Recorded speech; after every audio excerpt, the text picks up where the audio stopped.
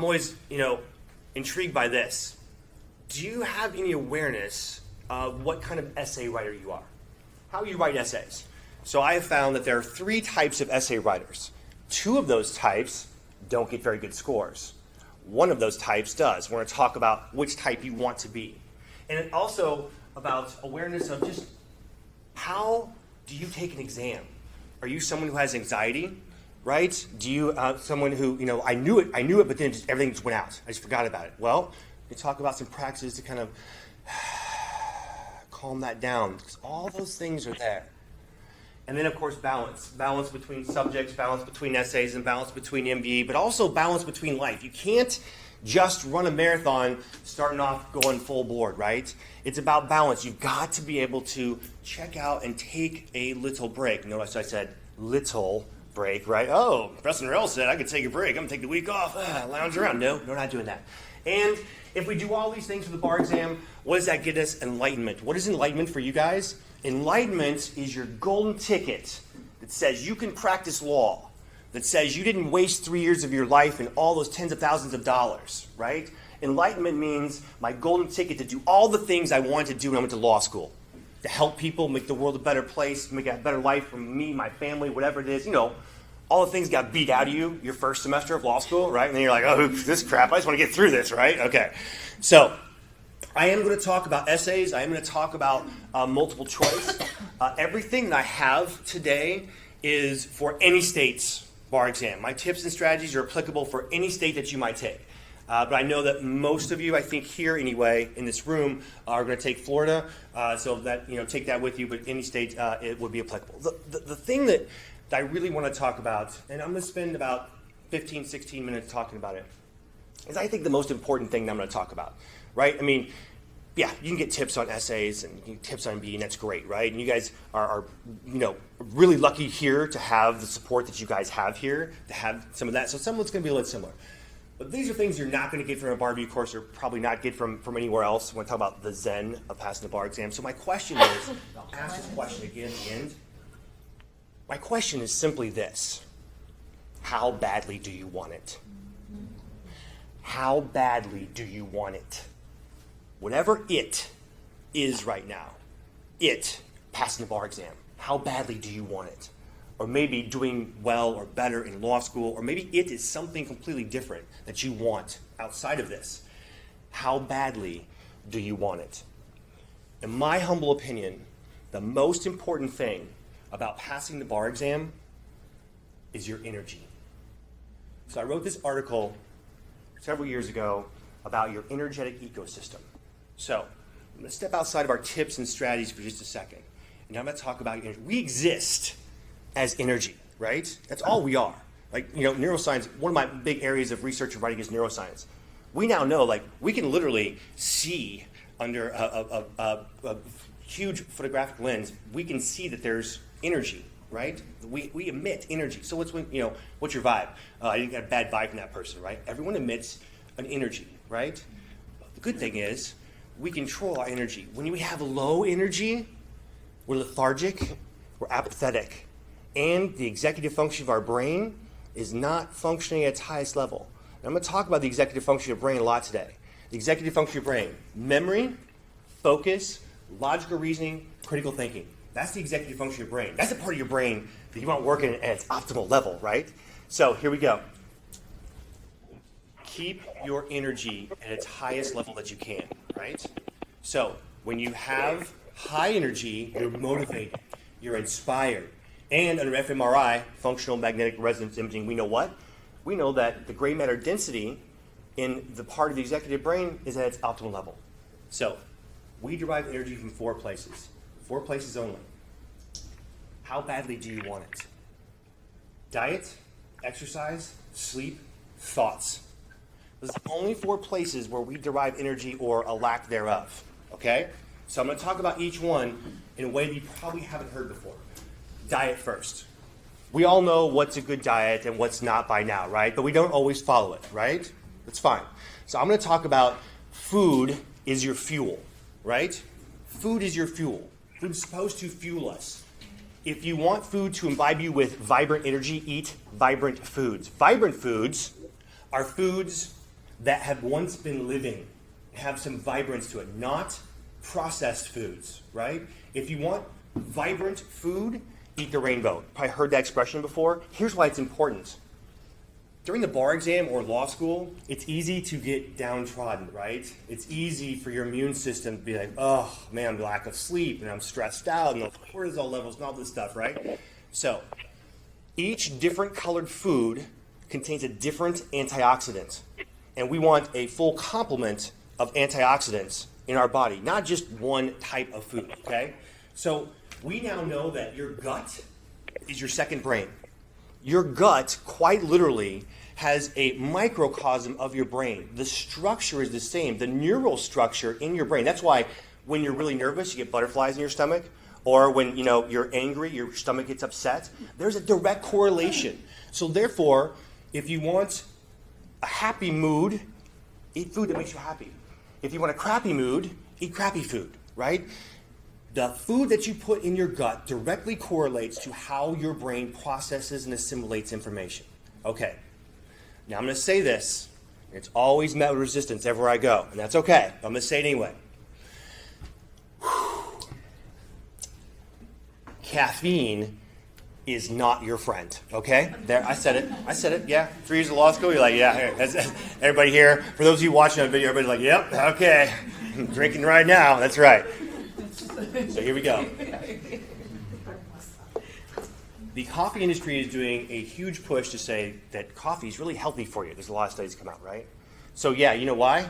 Because coffee has some antioxidants. You know what else has antioxidants? Blueberries. Why not eat those, right? Okay, so here's what we got. The half-life of caffeine, 6 hours. That means that if you have 200 milligrams of caffeine at 9 o'clock in the morning, that means 6 hours later, half of that, or 100 milligrams in this case, is still in your system. So that means 6 hours later, 3 p.m., 100 milligrams. What's that mean? That means at 9 p.m., there's still 50 milligrams of caffeine. Here's why it's so important. If you have more than 15 milligrams of caffeine in your system, you never get to deep REM sleep. Deep REM sleep is A, where we recharge, but B, and most importantly for you, where 75% of memory consolidation takes place. 75% of all the things that you tried to learn that day, 75%, your brain works things out. That's why there's this old saying that says, let me sleep on it, right? And people used to sleep on it. Oh, there's the answer. Because your brain, while you're sleeping, is actually literally compartmentalizing things and putting things together.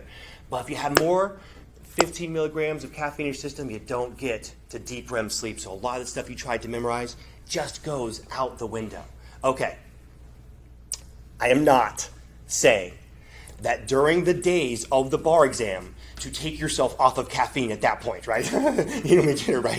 If you're doing meth during that time, keep doing meth, man, right? I can't do it now, man. I keep going, right? But for those of you taking the bar exam, you have some time.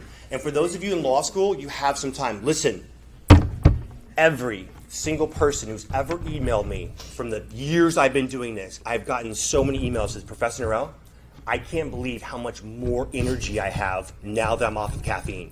And I realized that I was wasting so much time. At 2 p.m., I would be like, oh, I'm a little tired now, so I'm going to go to Starbucks, wait in line at Starbucks, drive there, wait to get my coffee, get everything fit, then go back to that. I wasted hours. I have much more time, and I have so much more energy, right? The last thing I want to say about your food is that post-lunch food coma is a myth. You know what I'm talking about? It's like you eat lunch, you're like, yep, well, this is what happens. I'm a little tired now because I had some lunch. That's what happens, right? If you eat food and 30 minutes later you're not feeling an uptick in energy, that means one of two things and two things only. You ate the wrong foods or too much food, period. That's it. You ate the wrong foods or you ate too much. Food is your fuel and it's supposed to imbibe us with energy. Diet, exercise. I'm not going to talk about exercise very much except this. The best thing you can do is walk. You need to get oxygen to your brain. Get your blood flowing. Keep healthy. You guys, are here anyway, in the summer, it's a little humid in Florida, right? Or for those of you watching in Michigan, right? It's nice enough where we can go out and walk, do something. The other thing I'm going to say is the spine is the window to your physical health, okay? So I'm a big fan of yoga, and I'm actually a yoga teacher. I want to tell you guys that doing this all day, hunched over, reading, that's what we do, right? We're studying, we're reading. Best thing you do is just stretch out your spine. Just in the morning when you wake up, just get a little bit of stretch going in your spine. And here's the other thing. If by chance you just feel a little off, and you feel a little lethargic or depressed, the best way to get a quick uptake in your serotonin, your neurotransmitters, is to go do some exercise, right? If you don't have your meth handy right there, then you want a quick uptake, like I just need to get a quick uptake. That's the best, quickest way you could do it. Just do 15, 20 minutes of walking or some kind of physical activity. Diet, exercise, sleep. Okay. Those taking the bar exam or those wanting to do well in final exams, you gotta start going to bed at the same time you're gonna go to bed the night before the bar exam. You need to get up the same time you're gonna get up the day one of the bar exam. Your brain is like a muscle, and you're training your brain. So for those of you who are night owls, those of you who are like, oh yeah, I did my best studying at midnight to 2 a.m. and world's sleep and everything, you're doing yourself a huge disservice. But it only takes about 5 to 7 days to get out of that. So start going to bed when you're going to go to bed the day before the bar exam and get up the same time you're going to get up day one of the bar exam. You are training your brain. As I talked about earlier, deep REM sleep, memory consolidation, most important thing you could possibly have. Ben Nick Carey had the pleasure to meet. He's a New York Times science reporter. Did all these comprehensive studies of the last 20 years about sleep. And he said, my conclusion is simply this. Sleep is learning. So much takes place that I literally think sleep is learning. So if you want to pass the bar exam, if you want to do well in law school, do things to put yourself in the best position. How badly do you want it? Diet, exercise, sleep, thoughts. What I think is the most important thing that I'm going to say in our 3 hours together, and the thing that I want you to remember more than anything else, is this. Everything in life boils down to two things, and two things only.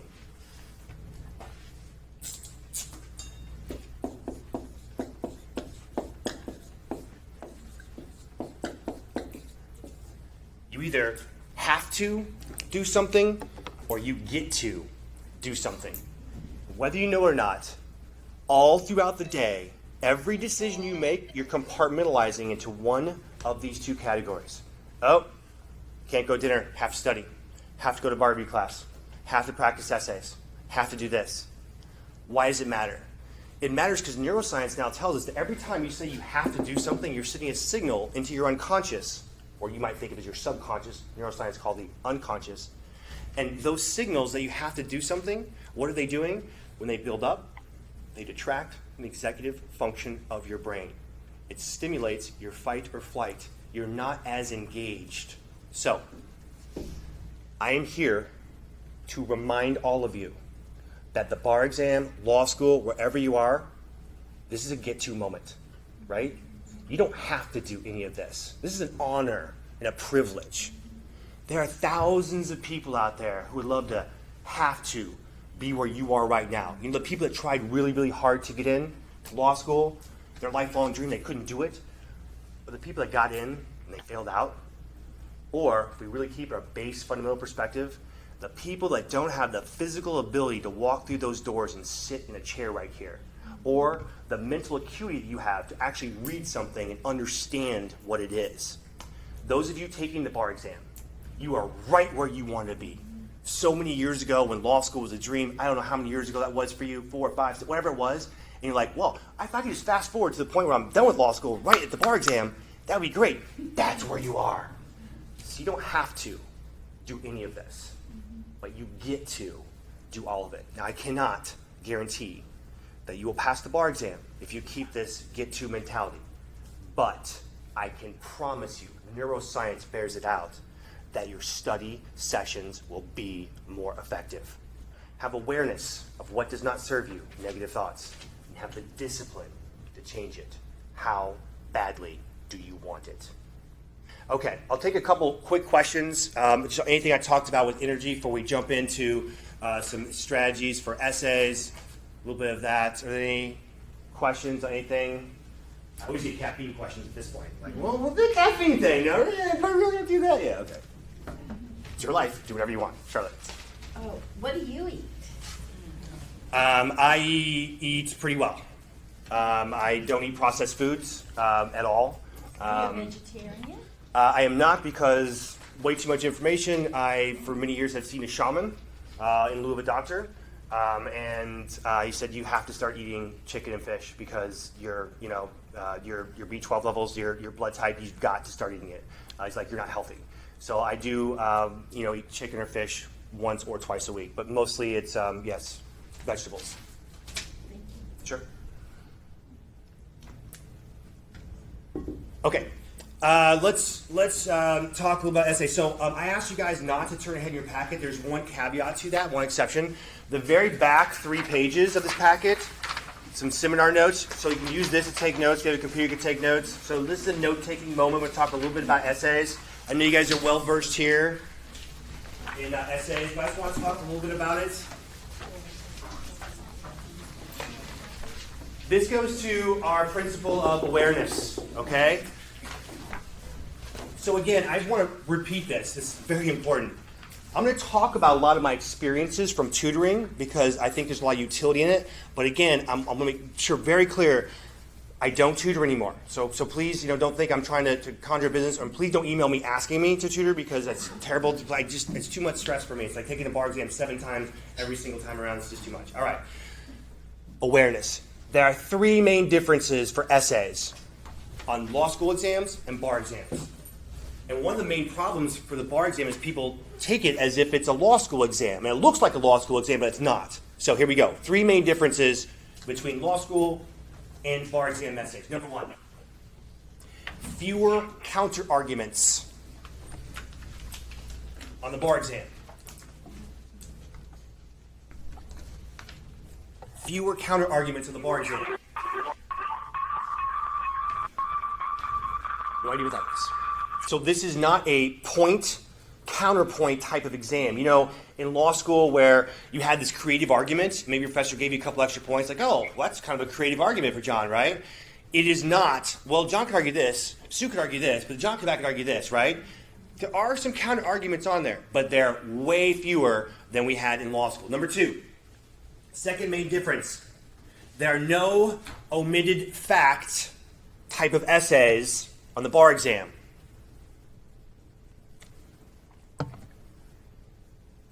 No omitted fact type of essays on the bar exam. So the omitted fact essay is where in law school maybe your professor gave you a fact pattern but didn't give you all the facts to necessarily answer the question. So you had to say something like, well, if A recorded the deed, then this would be the distribution of the land, right? But if A did not record the deed, nope. That's not what the bar examiners do. They give you all the facts to have a complete analysis, which is one of the things that makes it nice for us. No omitted fact type of problems or fact patterns on the bar exam. And number 3, the third of 3, big main difference, no irrelevant facts on the bar exam.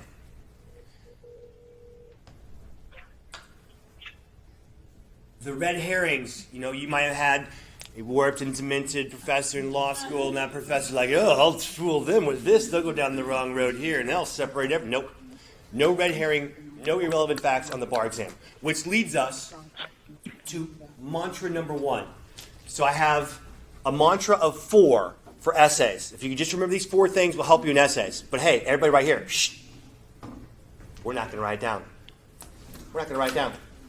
I'm going to tell you, number 1, and we'll come back later and see if we can remember it. So don't write this down. Mantra number 1, all facts matter. All facts matter on the exam, right? I can see a lot of you are Jones right now. I just want to write that down. But I got to write it down. Please, let me write it down. That's what I do in law school. I write everything down. No. Mantra number 1, all facts matter. So if you know all facts matter, then you think, well, why is that fact here? Does it give rise to another issue? Or is that some fact I need to put in my analysis in some way, shape, or form? Professor Merrill said all facts matter, so I'm not using this fact, so why is that? Awareness of the exam. All right. So I know you guys, I'm not going to spend a lot of time here. I know you guys, again, you guys are very lucky. Look, I say that. A lot of schools that I go to, I'm it. A lot of schools that I go to, they say, oh, we don't need, bar prep or anything, so we'll just bring this guy in and do it. And I look at their writing, and I'm like, wow, you guys have never been told how to actually write an essay exam, right? So you guys are very lucky here. So I'm not going to spend a lot of time on the first part of it. But I will say this, I think you guys know and by the way, anything that I say that maybe Amanda says differently, always defer to her because she's more of Florida and I'm kind of more, this way. But it's also good to have different opinions, right, to see what works for you, okay? So first, I always recommend, of course, reading the call to question to ground yourself in the subject matter. I know in Florida, anyway, they commingle a lot of subjects, right? So get a feel for what's going on. Go through the fact pattern. I'm a big fan of writing out your outline, the margins when you see different issues, right? And then answer in that order, right?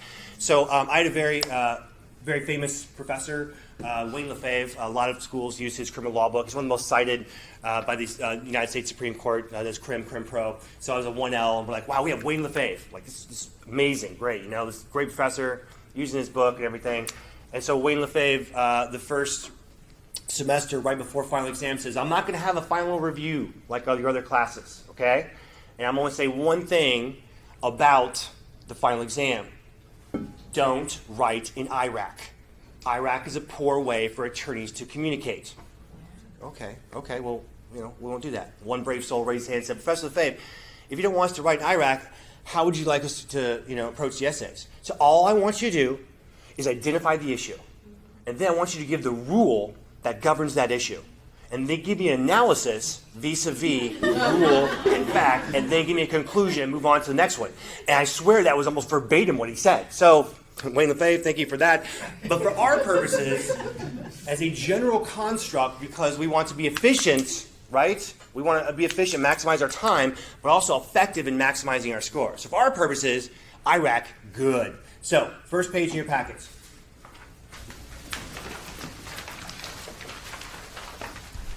Actually, be page 2, sample fact pattern criminal law. So let me be very clear here. So thank you, National Comps and Bar Examiners. I have to say that every seminar for my licensing fee to let me use these problems. Okay, so all of my essays I have here are condensed, so we can kind of play around. So we'll only talk about a couple issues here, so we can kind of get to a myriad of different things. So all these are condensed. I'm going to go through this very quickly. Ordinarily, I'd have you guys write this out, but I know not everyone, a lot of people are not taking the bar exam, and I know those who are might be a little stressed out because it's very close now, so I'm not going to have you guys write a couple of these out. Let's just kind of go through it, and we'll look at the model answer. Sam's a petty thief, need a big score. He heard old man Bill Johnson's purchased a $1,000 painting, which Sam thought he could easily sell his art collector cousin. So Sam spent weeks staking out the Johnson house, casing it for the perfect crime. When Sam had the household routine down cold, he put his elaborate plan to action. One day, when Johnson left for work, Sam drove his car down the street, parked for the Johnson's house, which is no easy task. Sam had been drinking for several hours. Sam then ran to the Johnson's front door, kicked in the door, ran to the living room, and grabbed the $10,000 painting off the wall. As Sam ran out of the house, he was startled to see Mr. Johnson standing in front of him in the driveway. Both men froze. Then Sam decided to make the best of the situation. Quote, I need some meal money, Pops, Sam yelled. Give me your wallet, and I'll bash your head in. Mr. Johnson pulled out his cell phone and frantically started to dial. Sam kicked Mr. Johnson in the stomach and pushed him to the ground. As Mr. Johnson wallowed on the ground in pain, Sam rifled to the old man's pants pockets. When Sam found the old man's wallet, he grabbed the painting, and took off running. Old man Bill Johnson suffered internal bleeding and later died in surgery due to surgeon negligence. Discussing about all crimes Sam had committed, including any defenses. Okay, the only thing I want to focus on here are the two rules issues that I have here, and that, of course, is burglary and the robbery. There are other things that you saw here. One of my things I always say is, where do issues come from? Facts. That's it. On the bar exam, that's all the place it comes from. Issues come from facts, right? So we see here, intoxication, maybe that's a potential defense, maybe that's an issue. Oh, wait, the surgeon error here was negligence, maybe that's an issue. Okay, let's not concern ourselves with anything except our burglary and our robbery, and I've given you kind of the generic rule here. Next page, model answer. We want to clearly identify the issue, give the rule that governs it. The key facts are what drive analyses, and then conclude and get out. The first issue, clearly defined.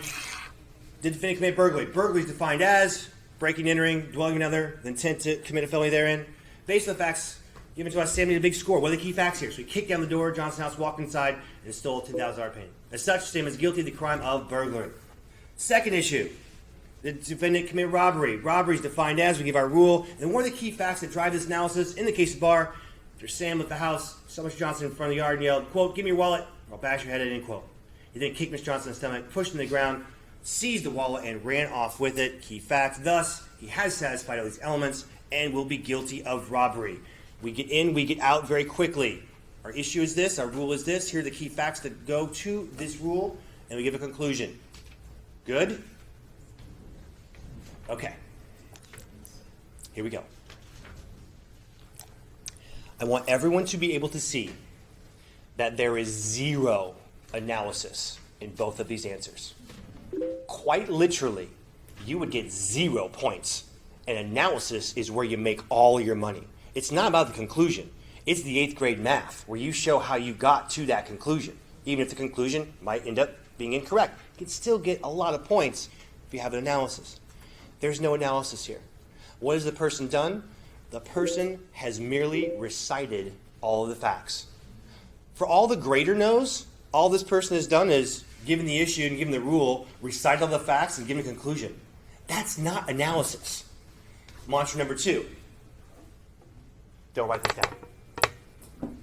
Debbie looks so upset right now. I just want to write it down. Just let me write it down, please. Don't worry, we're going to write it down later. Mantra number 2. Analysis equals matching specific facts with specific parts of the rule. Analysis equals matching specific facts with specific parts of the rule. That's all it is. That's all it can ever be on the bar exam. So, this is what I teach.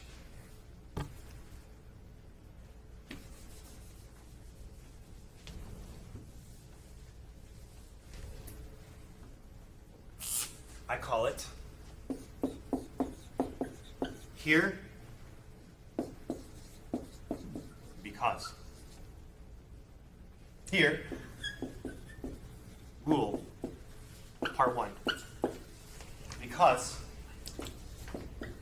fact or facts. Also, rule part 2. Because fact or facts. And if you really want to get jiggy with it, furthermore, that's right, I said furthermore, rule part 3. Because fact or facts. Thus, in our conclusion. So, every issue is governed by a rule. Every rule can be broken up into its component parts. And on the bar exam, not necessarily true in law school, depending on your professor, on the bar exam, every one of those parts you will be able to say is met or not met because they give you all the facts to say this part of the rule is met or this part of the rule is not met. Okay? So this is not my packet.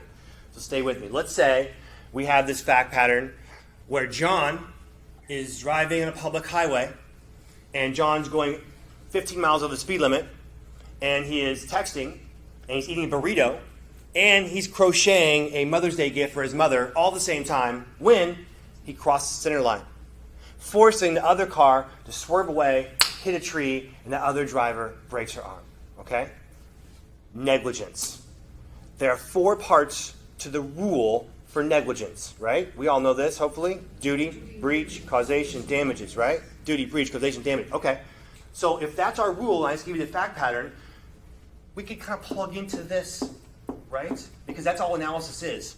This going to here. The word because is a causal connector. It's an analysis word. It should be everywhere throughout your essays, okay? Here we go. Here, first part of the rule, duty. Here is a duty. Because, what's the fact or facts that shows the duty? Because John was driving on a public highway, and everyone driving on a public highway owes the duty of reasonable care. Next part of the rule. Also, there's a breach. What was the fact or facts that shows a breach? Also, there's a breach because he was going 50 miles over the speed limit, eating a burrito, texting, doing all these things, right? Next part of the rule. Furthermore, there's causation. Because, but for John doing all these things, he wouldn't have crossed the center line, causing the other car to swerve. Finally, last part of the rule, there are damages. Because when the other driver hit the tree, she broke her arm. Thus, liable in negligence. Everything has a rule on the bar exam. Every part of every situation, every rule can be broken up. In the bar exam, they will give you the fact or facts to say whether or not this part of the rule is met. And this is one way I call my micro template where you can be sure to plug things in. Now, you might be thinking a couple things. One, you might be thinking, Professor Norrell, I mean, this seems too simplistic for a bar exam essay. Au contraire, mon frère. Simple is profound. We want to write simply. I don't want you to think about what the answer is. I want you to think about, here's the rule that governs this issue. I'm going to break it apart, and I'm going to see what facts go to that, and then at the end, I'm going to say, okay, and here's the answer, right? This is how we put it on a bar exam. We put it down on paper. But really, guys, this is what we do in practice, right? So I was an AAG for 5 years, and I did 35 plus federal jury trials. And you know what I did in every single closing argument? Every single closing argument, be simple. I would say, ladies and gentlemen of the jury, I have to prove to you that the defendant did 4 things. The first thing I have to prove to you is this, and I prove that with this witness, this video, or this document, or whatever it is. That's all I'm doing. That's all we're doing here, right? So, next question. You might be thinking, okay, maybe I can follow this. We're going to practice a little bit. Okay. You might be thinking, well, Professor Norrell, what if one part of the rule is not met? Okay. Hang with me. One part of the rule is not met? Okay. However, that's right. However, there was no causation because, what's the fact that shows it? Because the other driver only swerved because a squirrel ran out in front of her car and not because John crossed the center line, right? Oh, so there's no causation there, okay? So, here, because, also because, furthermore because, maybe a however, one last piece of the puzzle that you could theoretically have every single sentence now covered. Remember I talked earlier about the fact that there are fewer counter arguments on the bar exam, right? What if you get a counter argument? Okay, this is my advice. Most counter arguments can be dealt with in one sentence because most counter arguments are only going to go to one part of the rule. Here's a little micro template if you have a counter argument, okay? Although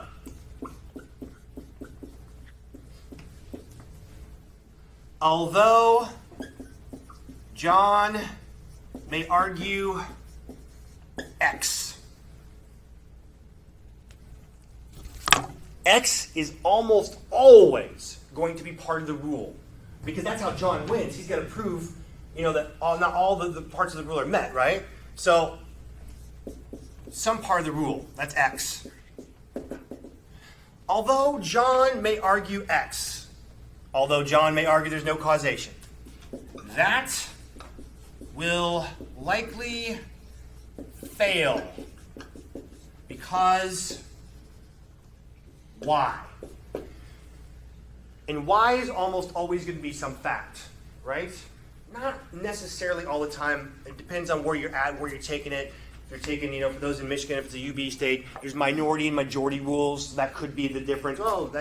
But for purposes now, although John may argue X, that will likely fail because of this fact. Although John may argue that there's no causation because the squirrel ran out in front of the car, that will likely fail because even though the squirrel did run out, she didn't swerve until she actually saw John cross the center line. Example of potential counter argument that John might have. Again, if they give you that fact, the squirrel ran out there, why is that fact there? So you need to think about how that fits into our analysis. Couple last points before we take a look at a real model answer.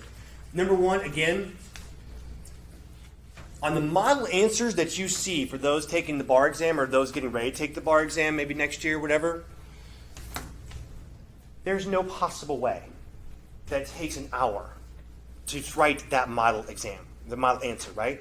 I know because I write some of them, okay? And it doesn't take me an hour. It takes me 3 weeks. And I go back and forth with Barbary. I'm like, okay, let's change this. I'm like, no, let's add this. And they always want to add more. And I'm always wanting to add less. I'm like, this is just unrealistic for people to think that, right? Okay. Your model answer is not going to look like their model answer that they had 3 weeks to write, okay? They always have the conclusion first in their model answers, right? We don't care about that. I don't want you to put the conclusion first. If you want to, go ahead. That's fine. If you want to, go ahead. But I ask the National Conference of Bar Examiners every 2 years when I go to their conference in Madison, Wisconsin, like, do we have to have the conclusion first? Or can we just say, here's the issue? And they say, we don't care as long as there is a conclusion somewhere. But here's the thing, guys. If you have to think about the conclusion first, in my opinion, you're wasting a little bit of time, right? So for you to say the conclusion first, libel and negligence, that necessarily means what? You've got to go through all these steps in your head. I'm like, well, okay, Professor L, maybe that takes me, a minute to do that. Okay, that's one issue. How many issues are going to be in this hour-long essay? That's half our essay, right? 7, 8? Well, it's 7 or 8 minutes. That's one essay. Oh, and 3 hour-long essays? Oh, let's extrapolate that. Oh, that's 20-plus minutes, maybe, right? So if you just do this, say, you know what, I don't have time to think about it. I don't want to waste time. Here it is. I know I'm breaking apart the rule. At the end, if all the parts are met, then I'm going to give the conclusion. Because I'll know, if all the parts are met, what the ultimate outcome answer is. Okay, before I take questions, let's take a look at model answer on the next page, on page 4 of your packet. I've juxtaposed the old with the new.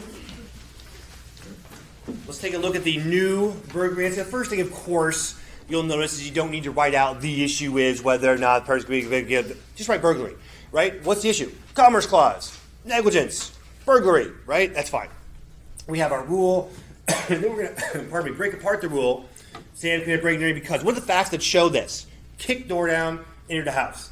Also dwelling another because Mr. Johnson lived there. Quite simply, that's the fact that proves that part of the rule is actually met. Furthermore, requisite intent to commit a felony because what are the facts that show he had that requisite intent? Oh, casing the place and going to sell the painting to his art collector cousin. Finally, committed a felony therein because he took Mr. Johnson's $10,000 painting from inside the house. Thus, Sam is guilty of burglary. The new robbery answer at the bottom of page 4 of the packet. Again, robbery just underlined. We have our rule. Here, took property of person Mr. Johnson because what's the fact that shows this? Rifled through the victim's pockets, took the wallet. Also did so by force because kicked the victim in the stomach and pushed him to the ground. That's why, guys, I have this. Fact or facts. If there's more than one fact that proves or disproves part of a rule, have them both in there. And here I've listed both those facts. You don't want to lose silly points. There are 2 facts there. Finally, did so with intent to criminally deprive, as evidenced by him saying, that's a very fancy way of saying because I need meal money, and then running off. Thus satisfies the elements and will be guilty of robbery. If you think about it, every issue is its own mini essay. And then we're going to here and because it. You don't have to use this, but I'll tell you this. Analysis can only be applying facts to parts of the rule. That's it. That's all it can be. Questions?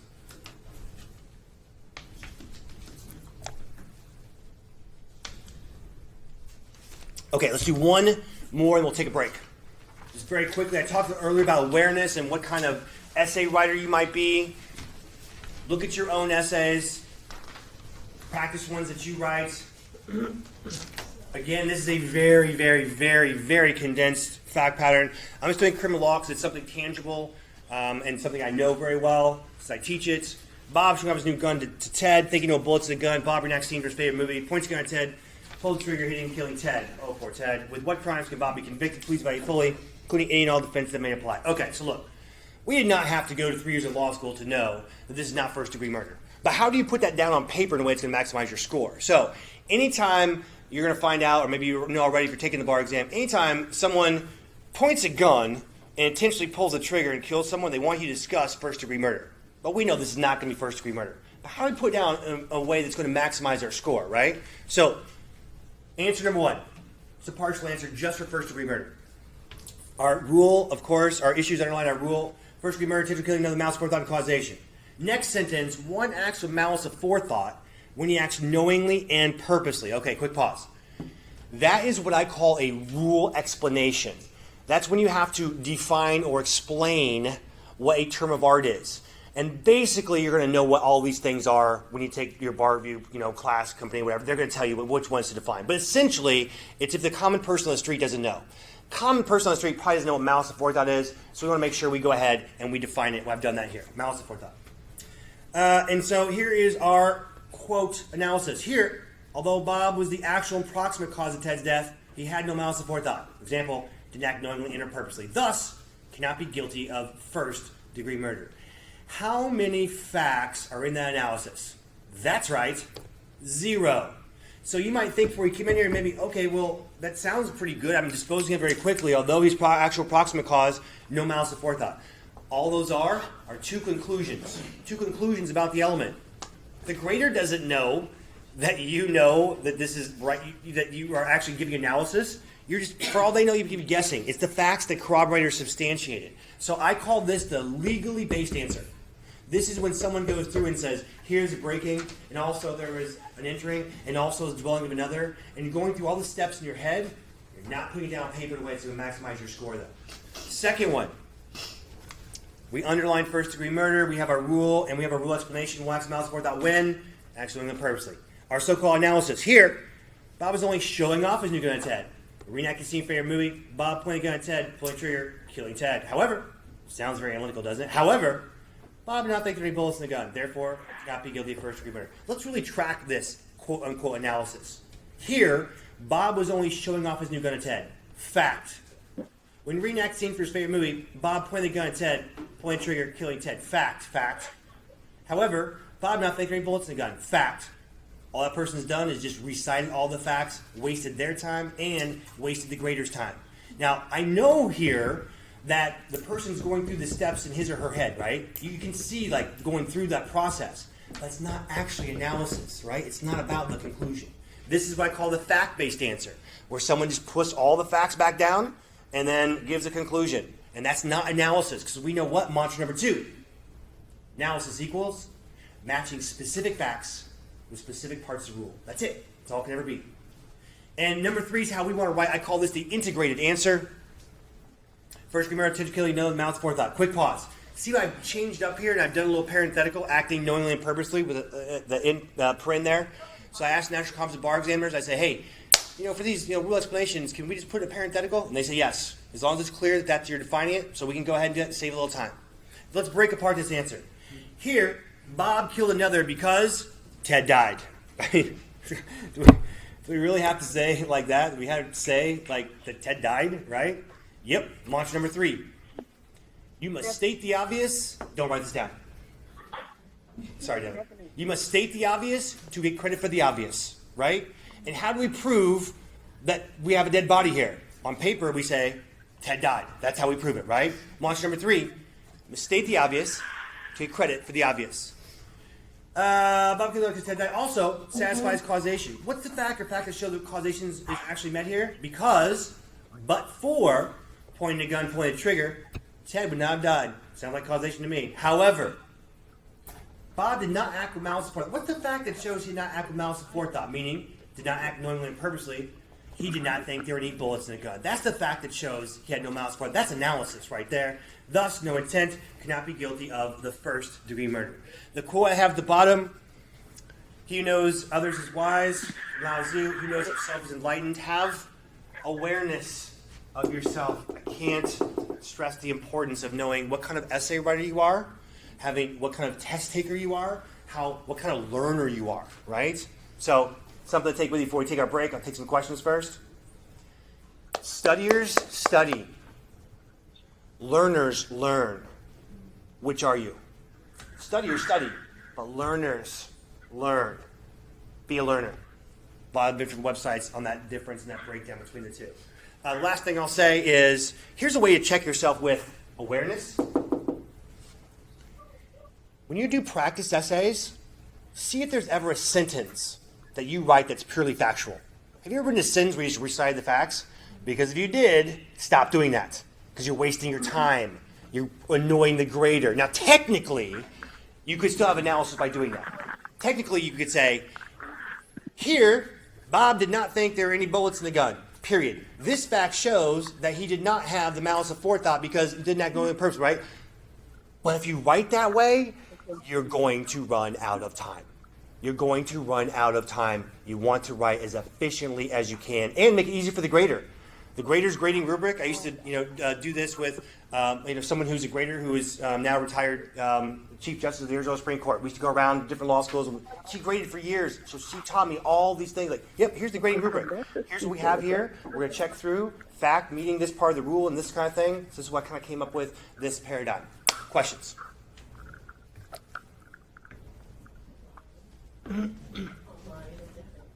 Or online?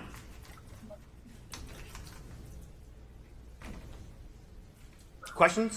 Comments? Complaints? Gripes? Moans? All right, let's take a 10-minute break. We'll come back at 10 after, and we'll pick up hour number 2. I'll stick around if there's any questions up here. Quickly, phone users, if you can hear me, make sure that your phone's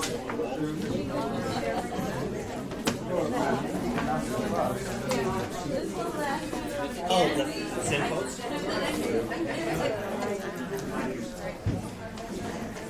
They told me that because I told them that I couldn't find where to get off the right of the pistol. And they said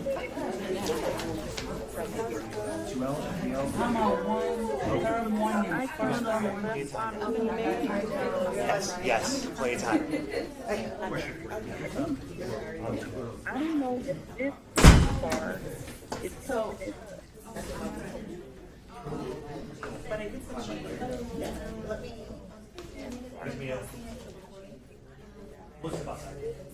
Thank you. Sorry. Okay. All right, I'll see you. Hey guys, as we're kind of settling back in, kind of get into it before we jump into some more essay stuff. I had a couple questions. So this is just a little snippet for brain foods, since I had a couple questions. So here's, this is actually based on a little article I read, the top 10 brain foods. There's others, so if you're like, oh, what about this? So these specifically, though, may not be the superfoods that we hear about. These are specifically for brain function, memory, focus, things like that. So I'm just going to run down these real quick. You don't have to write it down. In no particular order: avocados, blueberries, broccoli. Avocados, blueberries, broccoli. Dark leafy greens, not just for brain function, but dark leafy greens are just amazing for so many different things. Just our digestion, sleep as well. Eggs, make sure they're good. Quinoa. Quinoa also gives a big uptick in our serotonin levels. Salmon, turmeric, ginger. Salmon, turmeric, ginger. Walnuts. Almonds are pretty good, but walnuts are better, especially for brain function.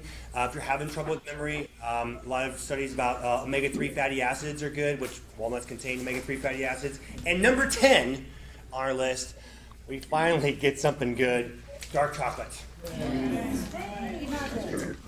Everything in moderation, though. Everything in moderation. Yes. Well, in a real sense, good. I mean, a pound of chocolate, right?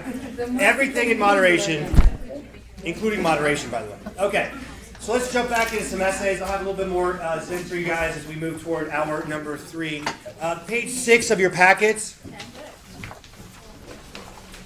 Page 6 of your packets. Again, this is a very, very, very condensed essay. It's a much, much larger fact pattern.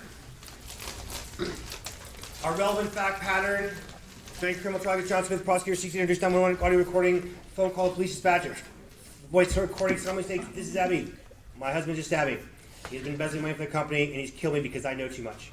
Abby was later found, no idea, that's funny, but okay. Abby was later found unconscious and is in a coma at the time of the trial. Now again, larger fact pattern. Question: is the 911 call admissible? I only want to talk about this relevant rule: dying declaration, hearsay exception. I've given you the rule here. Okay, so here we go. This is the only time today I'm going to have you guys write out an answer. Okay? We're going to look at some other model answers. So this was a 30-minute essay. There were 6 issues. So what's that mean? This should take you no more than 5 minutes to write out. There's some space right here you can write it out. We're going to look at model answer in a second. You can type it out, but here we go. don't waste time rewriting the rule, right? We know that the rule is going to go there. It's a long rule here. This is our rule for dying declaration. Here's I want you to start right here if you're going to write it out, or on the back 3 blank pages, the word here. I want you to write the word here, and I want you to give an analysis vis-a-vis fact and the dying declaration rule, and it should take you no more than 5 minutes. So in 5 minutes, we're going to reconvene and look at model answer. How badly do you want it? Get better. Mental push-ups, only one we're going to do today. So give me all that you got. 5 minutes. Any questions first? Off and running. 5 minutes. Here we go.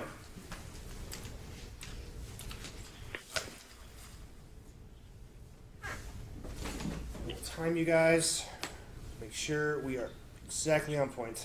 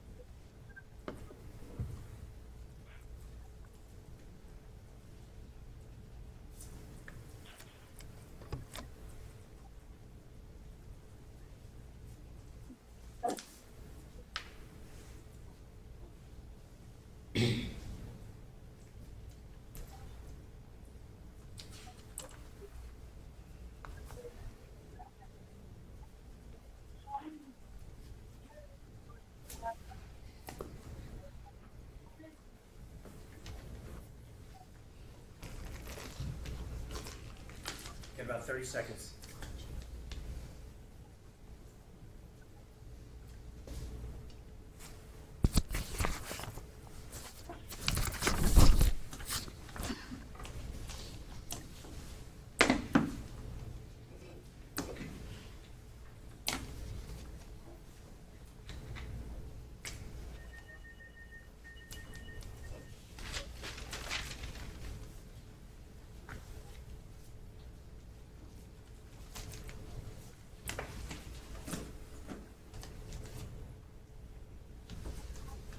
All right, guys, let's see what, if anything, we have learned. Next page in your packet, page 7.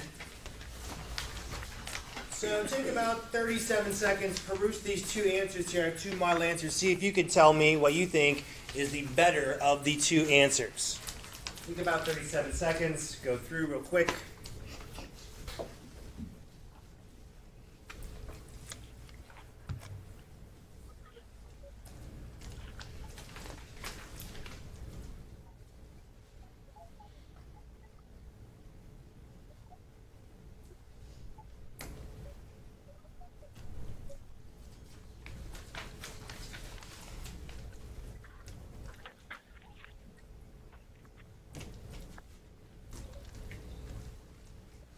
Show of hands.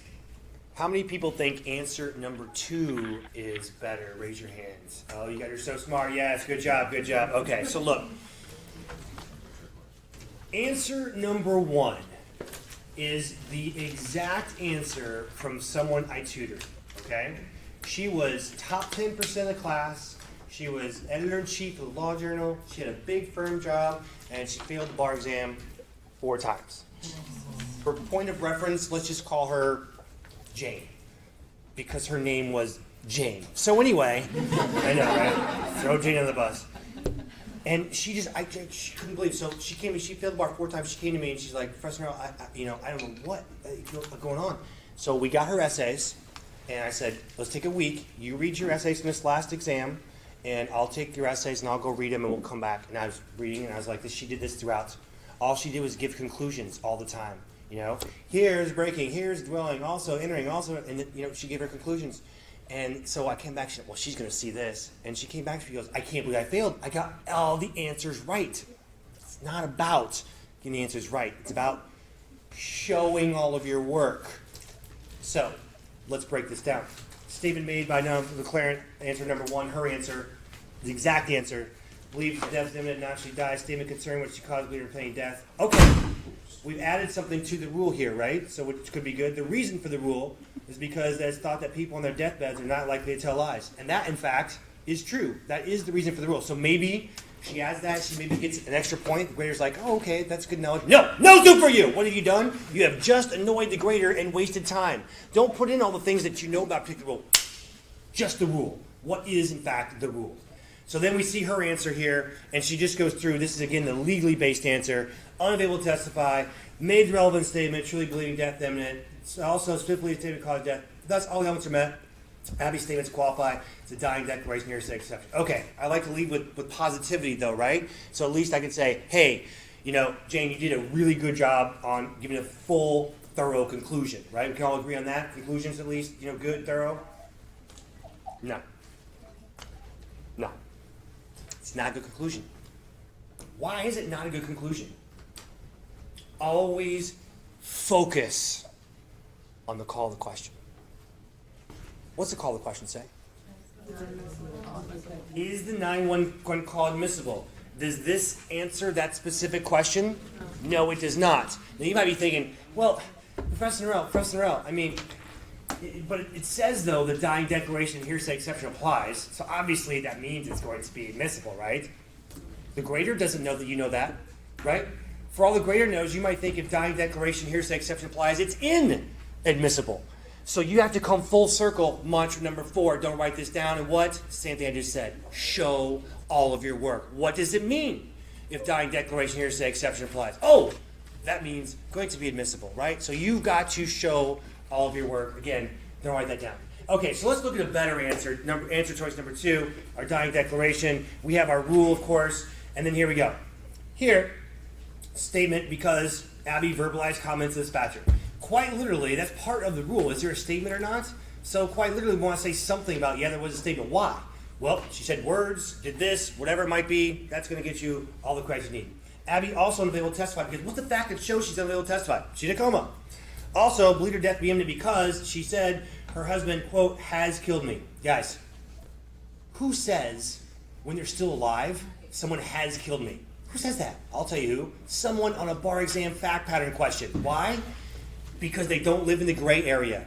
Do you see how that makes it very clear that that element is met there when they say, oh, has killed me? That means, oh, sure, she thinks that death is going to be imminent. They don't like to live in the gray area. That's why they use that exact verbiage. Also, very good to quote back language that they quote. If someone says something in a fact pattern, that means it's important. It's almost always going to be something you want to quote. Don't generalize, but quote it back in the specific answer that you have. Furthermore, statement concerned what she believed to be the cause of her pain death because what is this fact? My husband has just stabbed me. If you add something about the embezzlement, that's fine, but we're really going to hear about the cause is shooting, stabbing, poisoning, something like that. But if you add embezzlement, it's fine. The key part, though, is the stabbing. Thus, dying declaration is accepted to apply. And what's that mean? Showing all of our work. Oh, that means the statements will be admissible at trial. The quote I have at the bottom, the task is done beforehand, then it's easy. In some way, I want you to think of, well, the task is kind of done in that I know my approach. I'm not going to sit there when I get a question and be like, okay, what do I write now? Because this is what I always get. When I tutor people, I get this. There are many issues I have been asked to address in this fact pattern. First, I will address whether or not there are various crimes that defendant may have committed, including burglary, robbery, manslaughter. At the end, I will discuss any applicable defenses that may apply. First, I turn to the crime of burglary. What is that? Waste of time. That's someone who's nervous, they're typing, they just, oh, I gotta start writing. I gotta start writing stuff. What am I doing? This is what I'm asked to do, this is what I'm gonna do. No, what are we doing? Burglary, rule, analysis. What's analysis? Fact, vis-a-vis, rule, give our conclusion, we move on to the next one. So, I have a quick question before I take some of your questions. Show of hands, I'd really like to know, how many people out there in their analysis in some way incorporated the word calmly? Calmly. I usually get the couple, right? So you see in the fact pattern where it says she calmly stated. Do we all see that? Do we all see that? Mantra number 1 starts with the word all. Let's all repeat it together. I know you guys all. Mantra number 1, 2, 3. All facts matter. So if I say all facts matter, why would they put the word calmly in there? What's the point? What's the point? Facts, 2 things.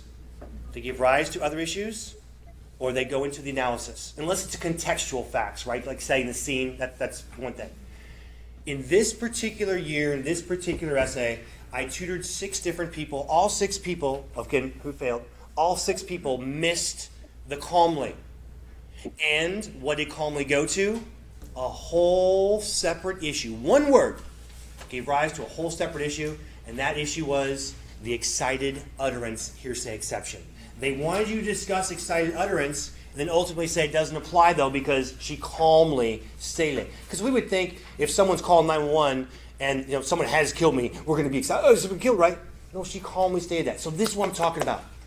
Don't overlook things. If I say all facts matter, and you're reading through this and you think, okay, I'm not using that fact. Why am I not using that fact? Professor Merrill said it could give rise to another issue, or it could be an analysis. So sometimes I have people say, as a counter argument, remember we talked about our little template here, although, right? So the counter argument could be, although she was dying, she stated this calmly. If you use calmly as part of a little counter argument, right? Maybe she didn't believe her death to be imminent because she calmly stated this. That's likely not going to fail, though, because she said it has killed me, right? That's going to get you points as well. But the most points you would get would be saying this is its own separate issue. What? Excited utterance. One word gives rise to issues. We're not going to overlook those the more we practice. Questions on this?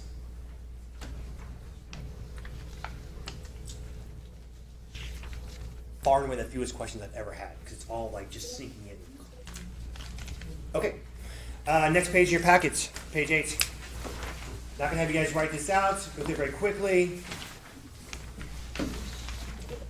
Again, very condensed fact pattern. I keep saying that because I used to get emails like, Professor Rowe, the questions on the actual exam are way longer than your questions on the, no, like, it's condensed. Here's our fact pattern, dealing with defamation. Acme Court, board meeting once a month, 6 board members, Albany, Carol, Dave, Ellen, and Fred. June 23, all board members were present at the meeting, start time except Ellen. Finally, 9:05, Dave Simmons said, quote, I'm sure Ellen's late because she's a drug addict. I don't think she's fit to be a member of this board, end quote. 5 minutes later, Ellen walked in, was summarily shunned by the members of the board. When she attempted to give input on business matters, her opinion was quickly dismissed, which Ellen thought odd because she'd always been a highly respected board member. A week later, Ellen found out about Dave's comment at the board. She only made to get back at Ellen because she'd rebuffed his advance to the company happy hour on June 20. Ellen wants to sue Dave. Under what theories of recovery could Ellen sue Dave, and what is her likelihood of winning? Okay, I obviously gutted a lot of this. There were things that happened at the company happy hour between Dave and Ellen. We took all that stuff out. That's why it says, what are the theories of recovery, right? Again, much smaller condensed rule. Our defamations, all we're looking for, defamatory language of a concerning plaintiff, publication to a third-party person. Of course, we know what. Publication doesn't mean in a newspaper or magazine. Publication means you can speak it to somebody. That counts for our publication for it's a normal person. And, of course, some damage to plaintiff's reputation. And you can carry this with you, too. The quote at the bottom, if you lose the spirit of repetition, your practice will become quite difficult. Man, is that ever true for the bar exam or law school in general, right? So don't lose that spirit. Next page is just one model answer.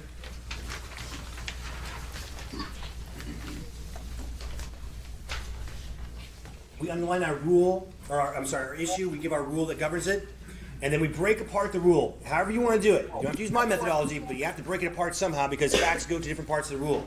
Here, Dave used defamatory language that concerned Ellen, first part of the rule, because he called her a, quote, drug addict. Okay, quick pause. So, 1 year. You ain't left yet. Okay. 1 year I'm tutoring someone, and I'm looking at the essays. And this particular essay, the person said that they were a drug user on this particular question. And I was like, well, you put drug user here. He's like, same thing. I'm like, is it though? Is it really drug user, drug addict? Especially when we're talking about defamation. Isn't drug addict being a lot more defamatory, right? So this is like attention to detail. I would say good attorneys are detail-oriented, right? So you don't want to say drug user. I mean, someone maybe's got a prescription for pain meds as opposed to an addict, which has a different defamatory context to it. Also, breaking apart the rule, published to a third party because of the fact it shows this.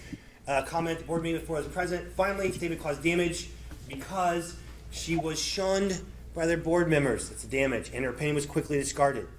Whereas before the comment, she'd been a highly respected board member. Do we need that last dependent clause there? Do we have to say, whereas before the comment, highly respected board member? We need that? No. Yeah, we do. That makes it full circle, right? Because that's what actually shows the damage to the reputation. Maybe beforehand, they thought she was an idiot, so they always dismissed her reputation. No, it was only after this particular comment that was made by Dave. Thus, has a high likelihood of winning defamation suit. Why do I say high likelihood of winning? Because the call to question says, what's her likelihood of winning? If the call to question says, what's likelihood? I'm going to say high likelihood, low likelihood, but I'm parroting back that language as specific as I can. Can't stress enough, always know the exact focus for the call to question that you are going to answer. Questions on this?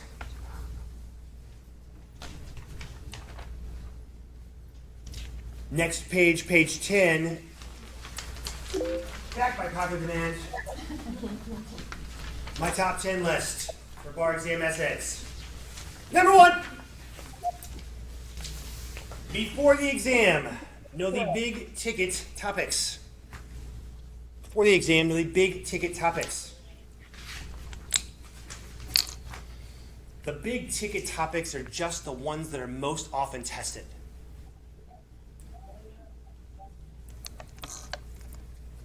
Learn those first. Learn as much as you can. Your bar review courses will give you this information. Like, oh, here, if they test you on contrast, contract formation is always, is the 30% of the time it's tested. That's a big ticket topic, right? Especially for Florida.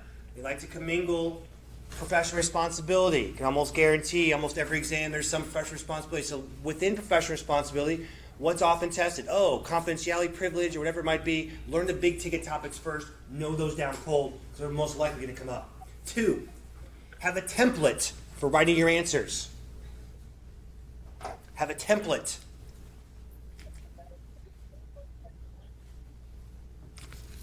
So I just mentioned contracts. So contracts, right? There are different macro templates that you can have. I talked about my micro template with the analysis, right? Every subject has a macro template. Something like, okay, they test this. Here's the flow I'm going to have so I know how to kind of structure that. Again, doing it beforehand. So let's do contracts formation, right? So contract formation. They test you on formation. We break it down. We all know this, right? Offer. Acceptance. Consideration. Quid pro quo, Clarice. Quid pro quo. Okay, so. Lotion on skin rose against nose again. I don't know what's going on. Okay. Offer, acceptance, consideration. And then each one of these has its own rule, right?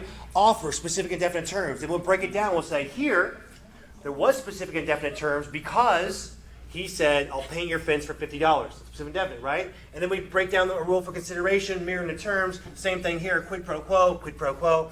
And then we talk about these things, that's how we structure. And then we think, okay, guys, if they test you on contract formation, I can almost guarantee there's going to be some type of breach issue, right? It's our template.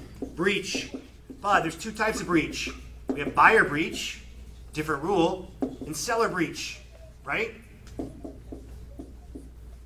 And then I almost guarantee you, if they do test you on contracts, always be thinking about a potential defense to contract enforcement. There are 8 different types of defenses to contract enforcement. I'm kind of putting a couple together there. You might think there's one more. So then we have our defenses. We go through our mental checklist and say, okay, what are the different defenses here? Oh, is it illegality? Is it unconscionability? Is it undue influence? All the different things that go through that. And of course, each one of those has a rule that we'll break apart and apply facts there too. And almost guarantee if they test you here, then we talk about damages, right? Damages, consequential damages, expectancy damages, foreseeability, of course, is a big thing. With damages, we have a rule for that depending on what we're looking for. Some macro templates, right? Crim Pro, most often tested thing is search and seizure. There's a template that you should get from your bar review courses, especially if you're taking, mine for bar review. I'm here and I teach mine, right? Is there governmental conduct? If there is governmental conduct, number 2 is there standing to object, right? You have to have standing. What standing? Reasonable expectation of privacy. Step 3, I call the 2 Ps to see if a warrant is valid. Probable cause and particularity. Step 4, if it's not, is there a good faith exception? Step 5, the exception to the warrant requirement. Every single subject, the most often tested subject, has templates like this. When I was taking the bar exam, I just put up a big sheet of paper on my wall and just started writing stuff out so I can see it, right? Templates. Number 3, be as definitive as you can. Be as definitive as you can when giving conclusions. Be as definitive as you can when giving conclusions.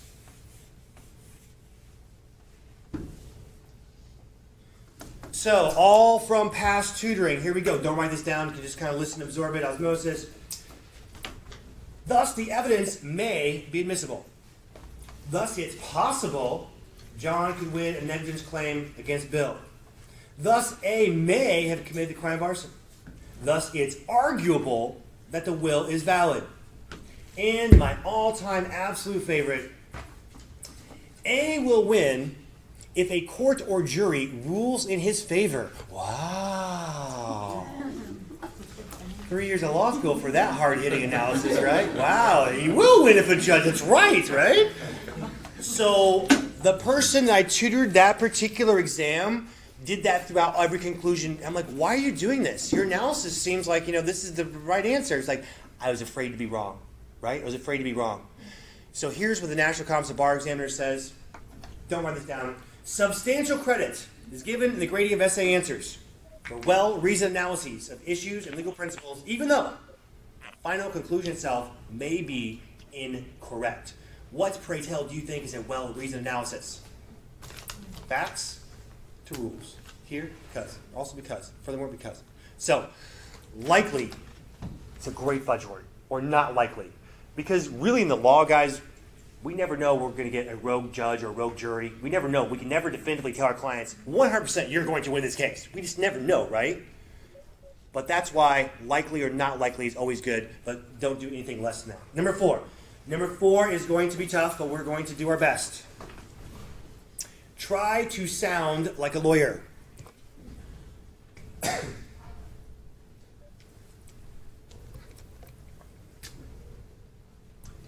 Here, guys, what I'm talking about mostly is verbs. I'm talking about verbs. The verbs that you use can make you sound like a lawyer or sound like someone who shouldn't be a lawyer. Remember, these are human graders. We want the grader to be happy. That's why I like my clean here because. Here's a couple examples of what I'm talking about with verbs. Does a judge deny a prosecutor's objection? You don't under it, you don't deny it, you overrule it, right? A police officer doesn't take drugs. I mean, as far as we know, it's possible, right? Maybe they do, I don't know. They what? They seize. Because it's search and what? Seizure. Oh, the officer took the drugs. No, they seize it. Has a very precise legal meaning, so we want to use that, right? And an attorney doesn't mix client funds with her own funds. She commingles them, right? So look, is this going to be the difference between, you passing and not passing? Oftentimes at the end, we're going to say, thus, commingled, not commingled, mixed, not mixed, is the last thing oftentimes you leave the reader with. So this is all I know. In Arizona, the pass line used to be 410. It's changed now, we're UB State. But this is when I was tutoring, you had to have a 410, you get your golden ticket. One of my former students, great dude, Bruno comes in, he's like, Professor, can you tutor me? He's like, I failed the bar exam. I'm like, oh, it's awful, Bruno. Like, what'd you get? This is what Bruno got. I'd be pissed. 409. Swear true story. So listen to this. To make it even that much worse, I'm like, oh, so obviously just failed. I'm like, hey, we're just back in school. There's, this alumni event, across the street. There's going to be some of your recent grads there. It's, 1 year to 5 to 10 people are going to be there. Let's go. So we go and meet a colleague, a peer of his who just graduated. His name is Matthew. And he was worried about the passing the bar exam. Hey, Matthew, I heard you passed the bar exam. Bruno's right there. And Matthew's like, yeah, you know what I got? I'm like, no, what'd you get? This is what Matthew got. Purgatory, golden ticket, says you didn't waste all that time and money, right? Little bitty things add up. Give yourself the best chance to possibly pass. Number 5, look for verbal clues in the fact pattern. Look for verbal clues in the fact pattern.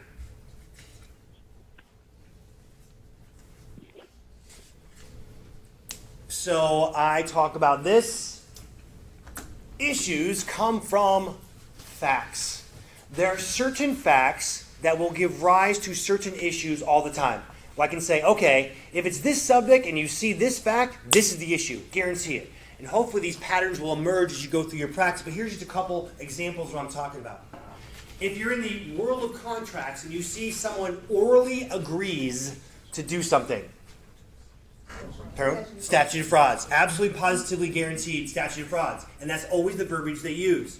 If you see that someone is trapped or confined, they use one of those two words. Oh, A was trapped, A was confined, and we're talking about torts or crim. Don't be true, but false imprisonment. I'm just going to start calling time. Yes. False imprisonment. If you see the word touched, and it's battery, the word touch is going to be battery. If you see the word fearful, assault. And if you see, this is an easy throw in, they've had a lot of different jurisdictions are doing this. If you see someone having nightmares, and we're talking about torts.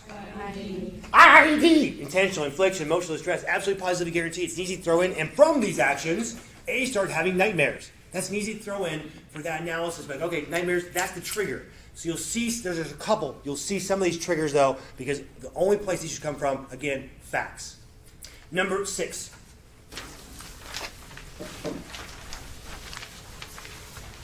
Answer the specific question asked. Answer the specific question asked. So I talked about a little bit earlier when we saw how this could take different forms, right? Like, oh wait, dying declaration, hearsay exception applies, but what does that mean? They asked about admissibility, so I have to say, oh, it's admissible or not admissible, right? Here's a bigger, broader point I want to make, right? They don't care about all the arcane, esoteric things you know about the rule of perpetuities, right? Oh, well, it's property, so I don't know what to do here, but I know a lot about rule of perpetuity, so I'm going to write it down, right? They don't care about that. You're better served to put that to the end and answer a question you do know, guys. It's about accumulating points, okay? So I would want to run out of time on a question that I didn't know very well and not run out of time on a question where I, know well, and I spent a lot of time just doing a lot of BS stuff. Don't word vomit all over the page like you did your first year final exams, right? If come out like, oh, I just want to write stuff down. Be specific. You know your plan of attack. Don't generalize. 7, analyze every part of the rule.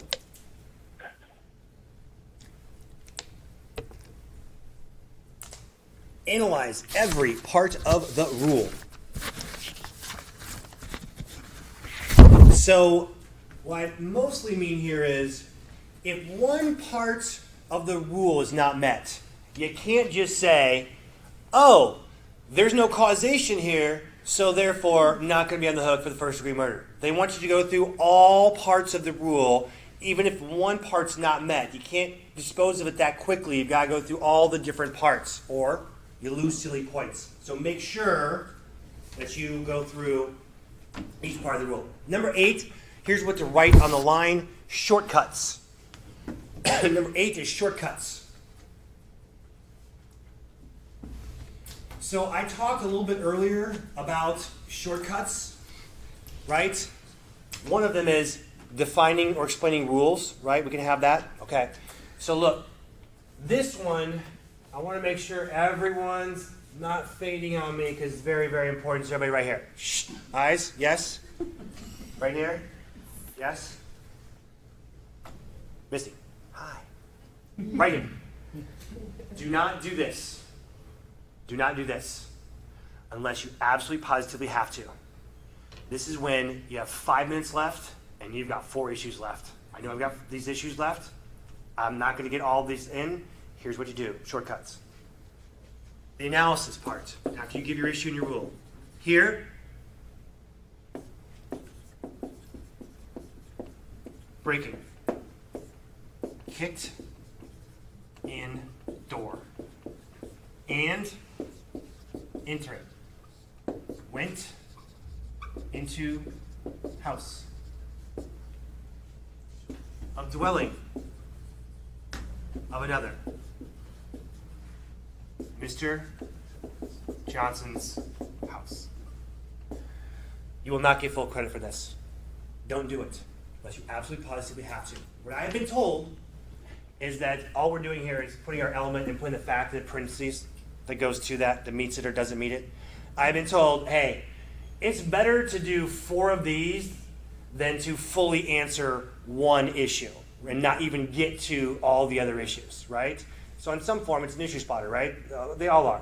So don't do this unless like, oh my gosh, I got 5 minutes left. I've got 5 minutes and I've got, at least 3 issues that I haven't even talked about. You will not get full credit for this. I've been specifically told, nope. But you will get more credit for answering 3 fully, 3 like this as opposed to 1 of them fully. Charlotte. Is the expectation that you finish everything, or is the bar geared towards finish as much as you possibly can? I'm going to say your expectation is finish everything because that's what I want for you. Yes, but the bar Well, I mean, what is their expectation? most people have something out, yes. Is the time allocation something that's reasonable? It's usually pretty difficult. There's no one that leaves the essay portion and says, oh, I had like an hour to spare, right? No one leaves the essay portion like, I didn't need any more time at all. Everyone could always use that. But that's why if you practice, and that's why if you know your plan of attack beforehand, you're going to apply facts to rules, it will definitely help with the process of it. But yes, there are many people, in fact, several people I tutored ran out of time and didn't get to the last essay, right? That was with 6 essays.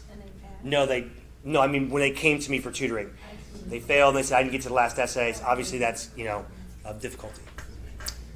Number 9. Number 9, use transition words.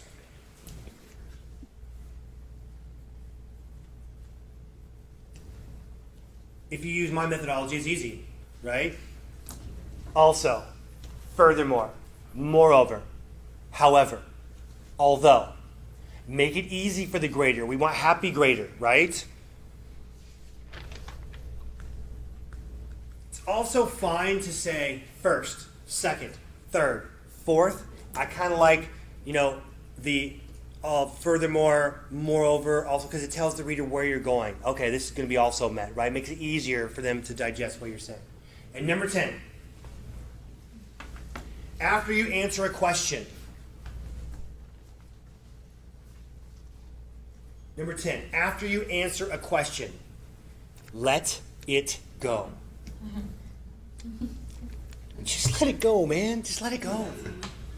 So this takes a couple forms. One is, don't think that you're going to have time to come back at the end. Like, okay, well, I'm going to move on now. It's about accumulating points, so get points, right? You want to try and stay as much as you can within a time frame. Okay, if you're in Florida, hour essay. And I'm going to move on after an hour to the next one.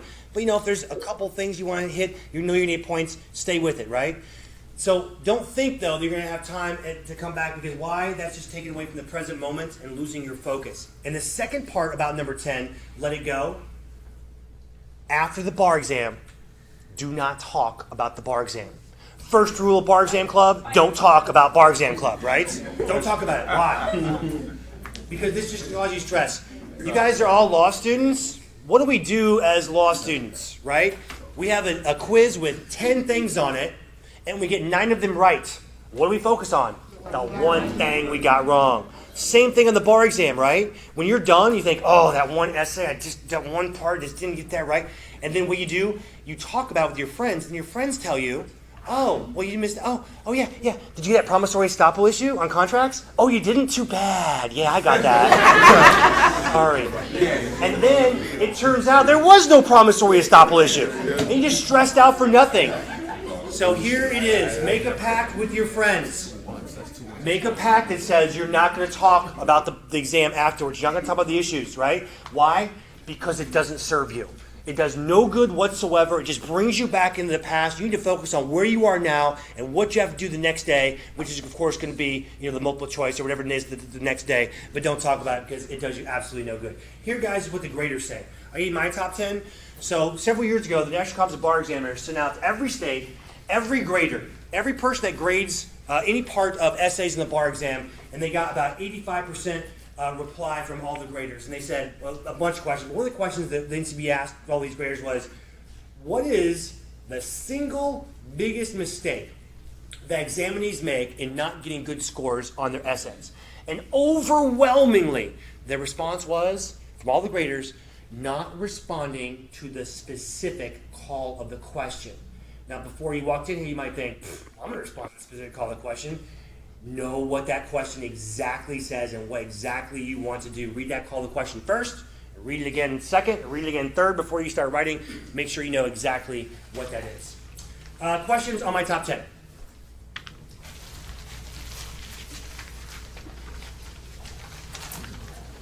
All right, before we take our next break then, next page in your packet. No question, yes, sorry. So for the big ticket topics, Yeah. I would assume does the bar association in Florida or other states kind of list the big topics, like so in case you don't go with a commercial bar prep course? So the question was, for those tuning in via stream, does the bar list all the most often tested topics? And the answer is, I'm not sure if each jurisdiction does, but the bar review courses do. The bar review courses have people come in and says, hey, it's property, easement, they test you 25% of the time, or at least they should.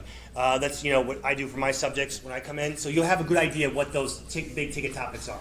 So I would have to take a bar course. Most likely, although Amanda might know things that they might hear that they have that information too. So get some support there. But I know the bar review companies at least do have it in some way, shape, or form. Marie? Actually, if you go to the Florida Bar Board of Governors or whatever, they actually have an outline of each topic and everything they'll be testing. Is that for essays though, or is that just for, that's what they're going to be testing, like everything that could be covered?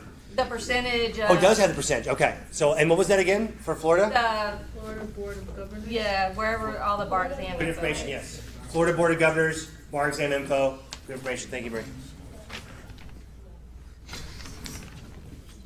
Okay, actually, you know what? Since we have, it's pretty close to break time, so we'll go ahead and break now, and we'll come back and talk about a little 2 minutes is in. We'll talk about some multiple choice MBE. Let's take a 10-minute break. We'll come back at 5 after the hour for fun-filled action-packed hour number 3. All right.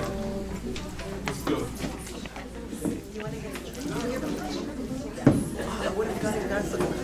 Because no one tells you.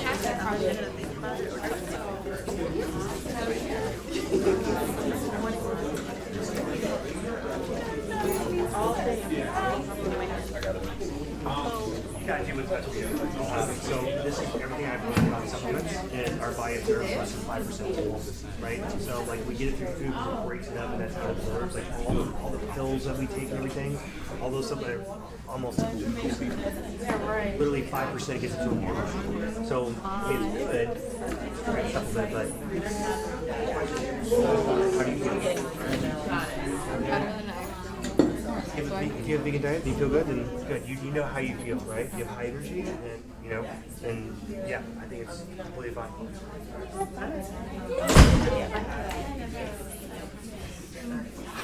What time I'm sorry. Consider it more. You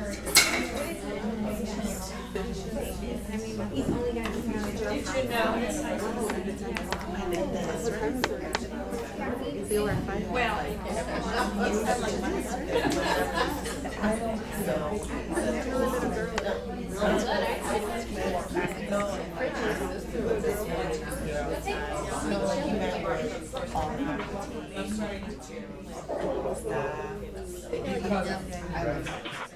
Iron really, yeah. Yeah. Did you feel better though? I feel better, but I was able to stop because I Got the iron left side. Oh. Oh,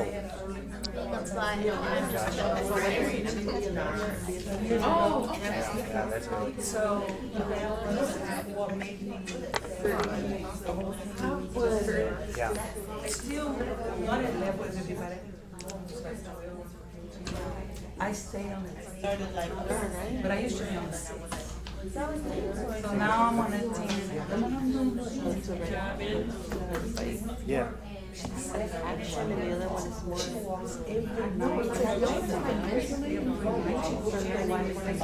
It's so awesome.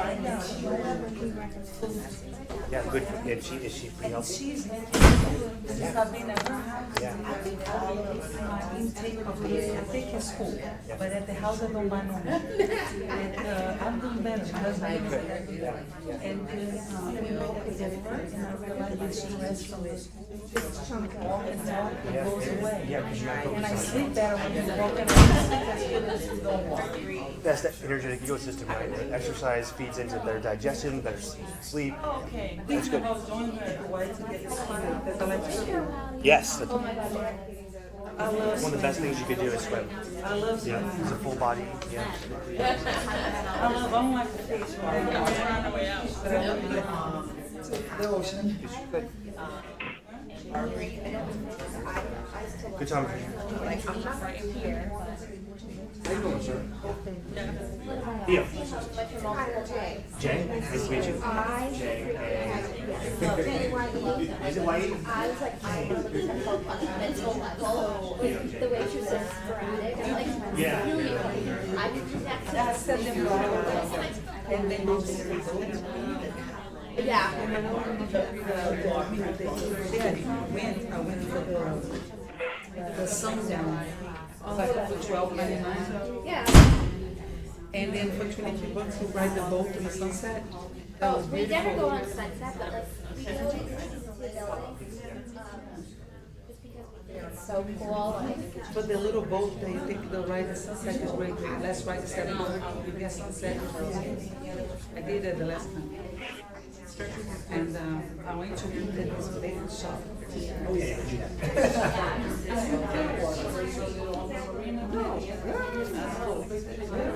A bacon shop where you buy bait to fish. But when you cross over the store, in the background, they have a little sort of restaurant. My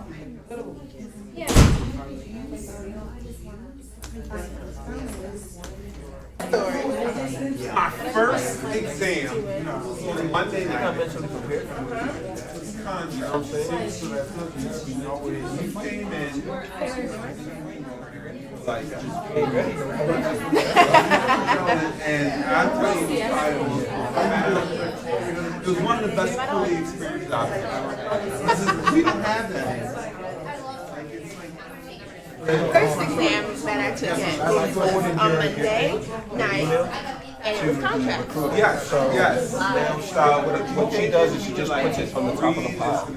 I love it directly with the because I don't know who the hiring manager is. What they do, like, I do me a favor, just put it on the top of the pile I'm very glad for the that it hiring helped manager. you. You know what I mean? They say that it's highly recommended. But it's, you know, it's up to the hiring manager. Welcome back, everyone. Welcome back to hour number 3, our final hour together. You know it's sad, but true. Next page, I think we're already at that page, your packet, page 12. The quote here is one of my favorites. Our life is shaped by our mind. We become what we think. At all points, your mantra is, I will pass the bar exam. That's it. There is no other story. I will pass the bar exam. The greatest power that we have at our disposal is our will power. So at all points, be determined, be positive, be confident, because that's what's going to serve you best. So, I had this question before, so I thought I'd talk about it a little bit. Stress, right? So what happens when we get stressed? In our body, cortisol is released. And what happens to our body when cortisol is released? Well, one of the things for our purposes is, first of all, it can attack our immune system, but it can also really debilitate your executive function of your brain, right? It detracts from, we know that in fMRI, right, when you're stressed out. Here's the thing, guys. Always remember this. Take this with you. Whether it's law school, whether it's a bar exam. The bar exam does not cause you stress. Your thoughts about the bar exam cause you stress. Law school does not cause you stress. Your thoughts about law school cause you stress. Stress, unless you're physically actually in a vice, comes from one place and one place only. Thoughts. We create our entire mood, all of our emotions, everything, our world, with our thoughts. But the great thing is, we are the only ones who control our thoughts. So I always talk about awareness and discipline. How badly do you want it? Have awareness of what does not serve you. Oh, the extra glass of wine. Oh, the extra 3 pieces of cake. Oh, that negative thought. Because that negative thought does not serve you in any way, shape, or form. Oh, I'm behind. Oh, I don't know if I could do this. Oh, no. Have awareness of that thought and have the discipline, how badly do you want it, to change that thought. No, I'm not having that thought because I am determined. I am going to pass the bar exam. When you walk into that exam, you are nothing but positive and confident. Determined. You walk in that exam, you say, I love me some me. I love me some me! Because I'm going to pass the bar exam. I will pass the bar exam. Get excited about it, right? That's what you do when you have those moments when you're like, I just don't know. And it's okay. When you have those moments, we all have them, right? They all slip in, no matter what we're doing. Getting a little depressed, a little anxious, a little nervous. But you can check out of it at any particular time. You can check out of it. What? Deep breath. Change your thoughts. I will pass the bar exam. That is your only story that you're telling from here on out. Okay. Next page of your packets. Oh, it's our essay mantra, page 13. Well, this is crazy. We talked about some memory earlier. So I would like, in this room, show of hands, how many people remember all 4 of the mantra? Raise your hand. I got a couple half raises. How many people? Wait. There's only 4 things. You guys are all law students? There's 4 things? You can't remember 4 things? That's right. Most of the time you cannot. Because the way our brain processes things, right? But sometimes we have triggers. Especially when we're trying to learn rules for law school, the bar exam. If we can't remember the first word, or the first and second word to trigger the rest of it, the whole thing blanks out, right? Because that's the way we go about remembering things. Not necessarily the best way. Now, I hope, have time to talk a little bit about memory. But how many people remember number 1 on our mantra list? Pretty much everyone, right? Why? Because it's first, right? We remember things that are first, and we remember things that are last, and sometimes in the middle they get kind of scrunched up, right? Unless we make it more memorable. So, number 1, of course, write it down, all facts matter.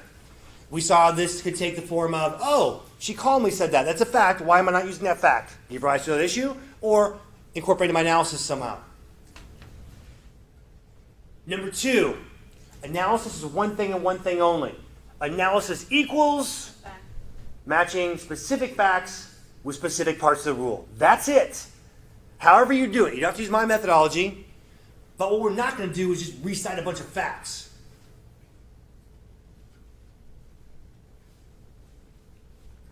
Number 3. How many people remember number 3? 1, 2, I heard. What if I said, you must? You must what? You must state obvious, credit for the obvious, right? Once we start going in, it's not like we forgot everything, right? Once I say, you must state, oh, then it comes back to us, right? This is kind of how our memory works. Here's the thing, guys. Every single thing that you have actually learned is stored somewhere in your memory. A long time ago, neuroscientists used to think that we forgot old memories, right? Because to make room for new ones. That's not true.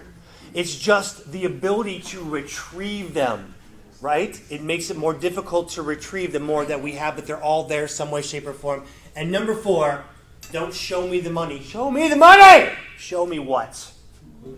Show me all of your work. Show all of your work. 8th grade math, that's what we're doing here because we make our points on the analysis. It's not about the conclusion. Show all of your work.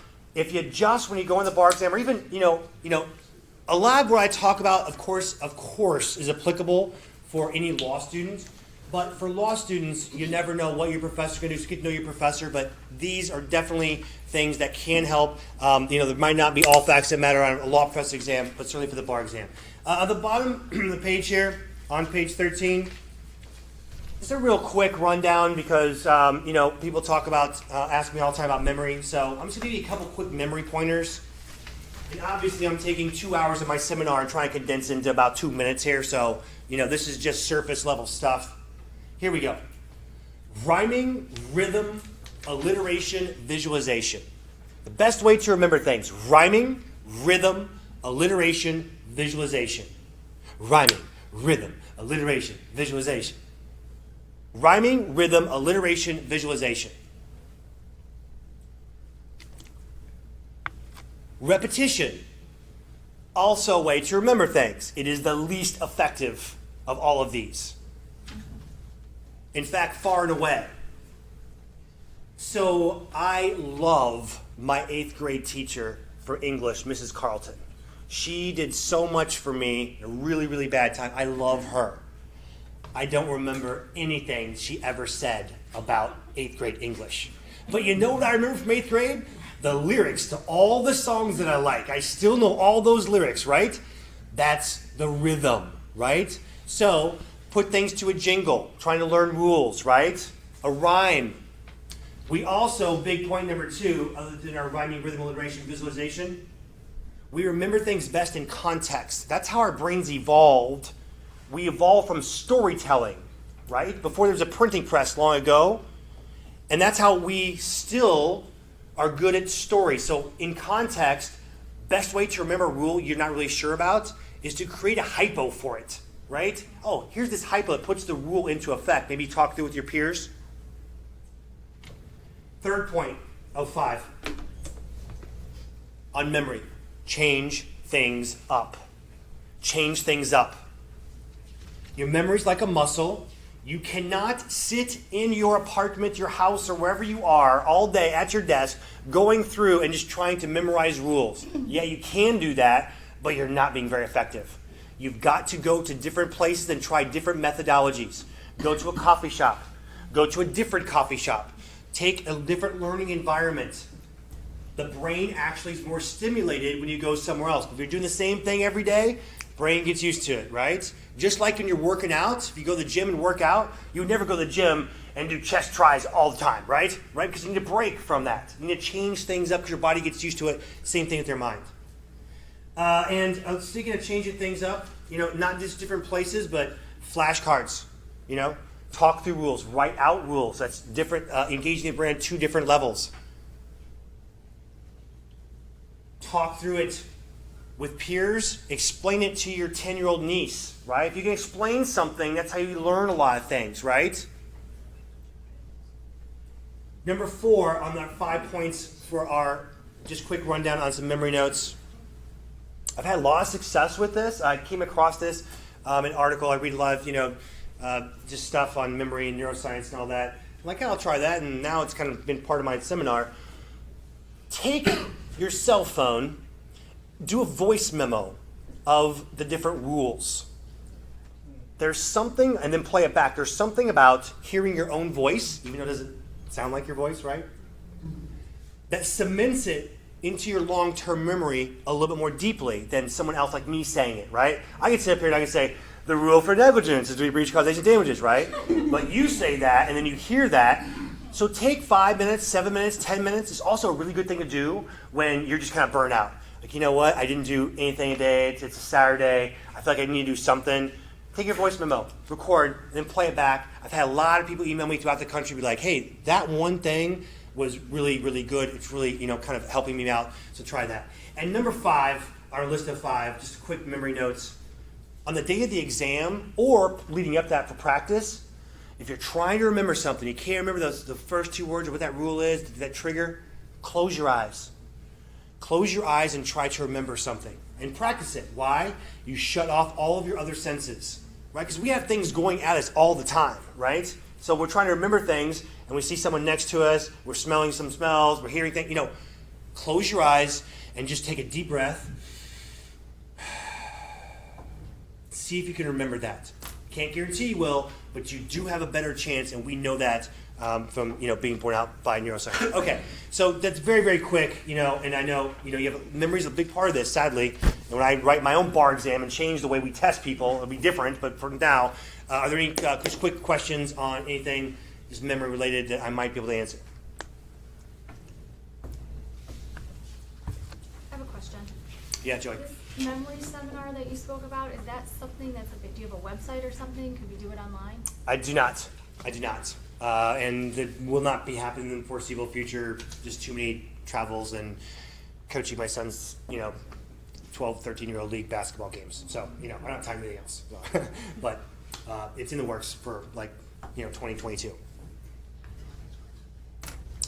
Okay. I'm sorry. At your or your law school, what is the pass rate statistic that you have? Because we're kind of laboring with that right now. Yeah, I mean, so it varies, of course, from year to year, but Sure, it's usually hovering around 82 to 85. A couple years ago, we got to 91, I think, was our highest ever. But there's been a year like in February where it dropped down to 68. So it varies, but usually it's around that steady mid-80s. Okay, I do have some more important things to talk about. Page 14, next page. My top 10 for the MBE. This, of course, are multiple choice. And, for those, still in law school, not all these are specifically applicable, but still for multiple choice, again, your professor, you got to take your professor, not necessarily the course. And some of these are definitely going to be helpful. Number 1, as far as tailoring for the bar exam, don't ever assume facts.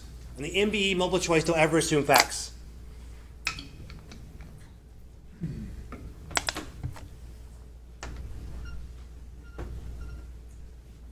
Don't assume that A recorded the deed unless you're specifically told that A recorded the deed. Don't assume this happened. Well, this probably, no, it's got to be there for it to have happened. Don't assume facts. Number 2, as a corollary to what we saw earlier with our essays, all facts matter.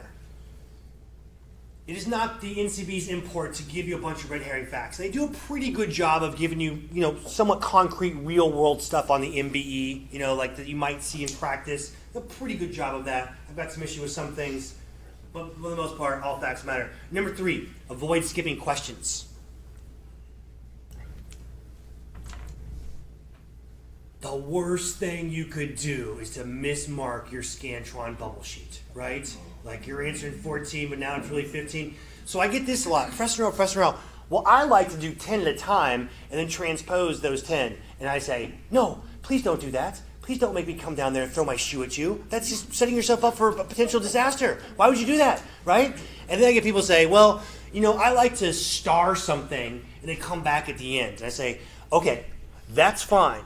But statistically speaking, you are better off, have a better chance to get a question right at that time if you're answering question 27 than you will if you go through all the rest of the 100 questions and then come back at the very end with all these other ones. You're better off in that moment to make a guess, right? An educated guess. But then if you want to star it and come back at the end, okay, that's fine. Come back to the ones you want to come back. If you have more time, that's fine. But make your educated guess at that point. Don't skip questions. Number 4. If 2 answers are exactly opposite,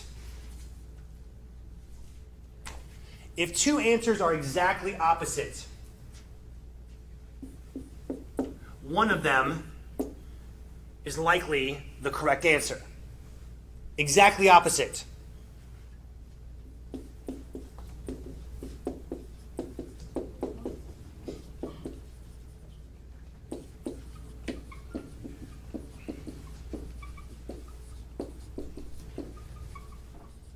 Answer choice A says A will win because she was aware of the agreement. Answer choice D says A will lose because she was aware of the agreement. You see how those 2 answers are exactly opposite?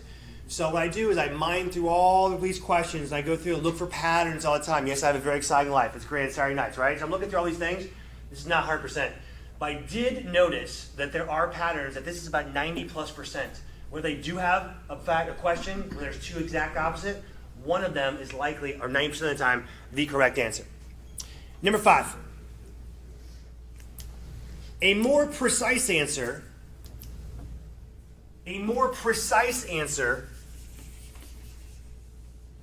usually better than a less precise answer. A more precise answer usually better than a less precise answer. So when I say more precise, this can take several forms. You don't need to write this down. I think it's pretty self-evident, but let me just go through a couple things here, right? Defendant is guilty of a crime because he killed the victim. Versus defendant is guilty of the crime of manslaughter. Versus defendant's guilty of the crime of manslaughter because he killed the victim in heat of passion. All 3 of those are technically correct, right? But the third one's more precise, right? The other thing about being more precise is having more reasoning. Among 2 answer choices, we're just not sure. I'm just not sure. There's this one, but this one seems to have more reasoning. If you don't know, go with the one with more reasoning. Here's just another quick example, more precise. Evidence admissible versus evidence admissible even though it's hearsay versus evidence admissible under the excited utterance exception to the hearsay rule. Third one, more precise. Among those 3, better answer choice. 6. Be very leery of absolutes. Be very leery of absolutes. Always. Never. A can never win in this situation. A will always lose in this situation. Now, from 3 years of law school, we probably know that there are very few absolutes in the law, right? Where it's always or never. So I'm not saying it can't ever be the correct answer, but anything that says A always wins or will always never win, be very, very leery of that because it's almost always not the correct answer choice. Number 7, here's what to write on the line. Number 7, focus on conjunctions. Conjunction. What's your function? Hooking up words and phrases and clauses. Okay, so here we go. Friday, got no job, ain't got nothing to do. Okay, here we go. Focus on conjunctions. I always eat on Fridays. I always get that to my class. Like, hey, I know you don't do this. I know you don't. It's Friday. You got no job. You got nothing to do. So let's get some stoking on some MBE stuff. Here we go. All right. Number 1.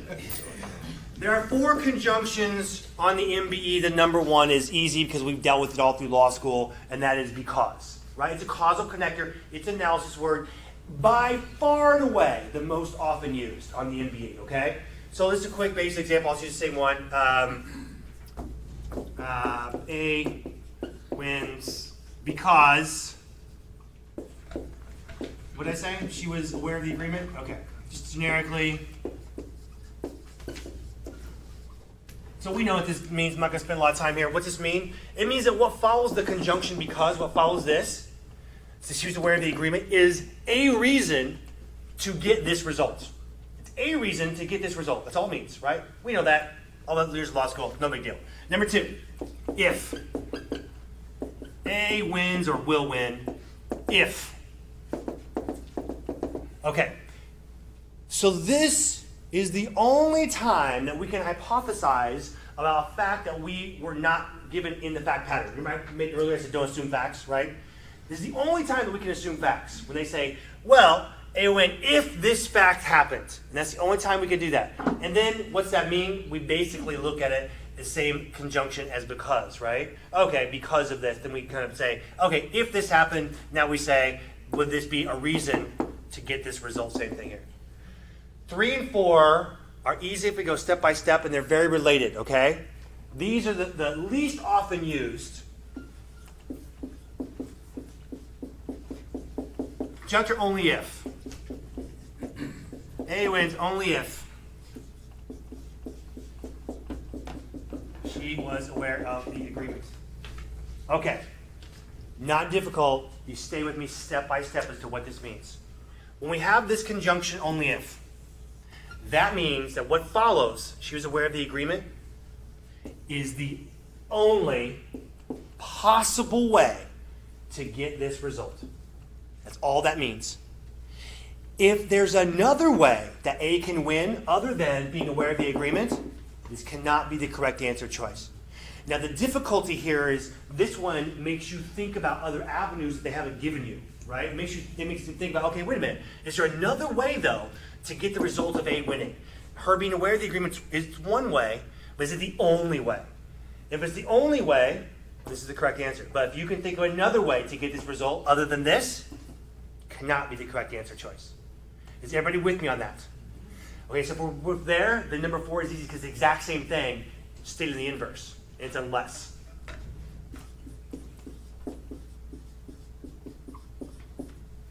A loses unless. Unless this happens, she was aware of the agreement. Same exact thing here. What follows, unless this is where the agreement is the only possible way that we get this result. If there's another way to get that result, can't be the right choice. Only if, unless. What follows, here, only possible way to get this result. Good? Back to our list. Number 8. When all else fails. I get that a lot, yeah. Adrian's going to rock this stuff. When all else fails, choose the longest answer.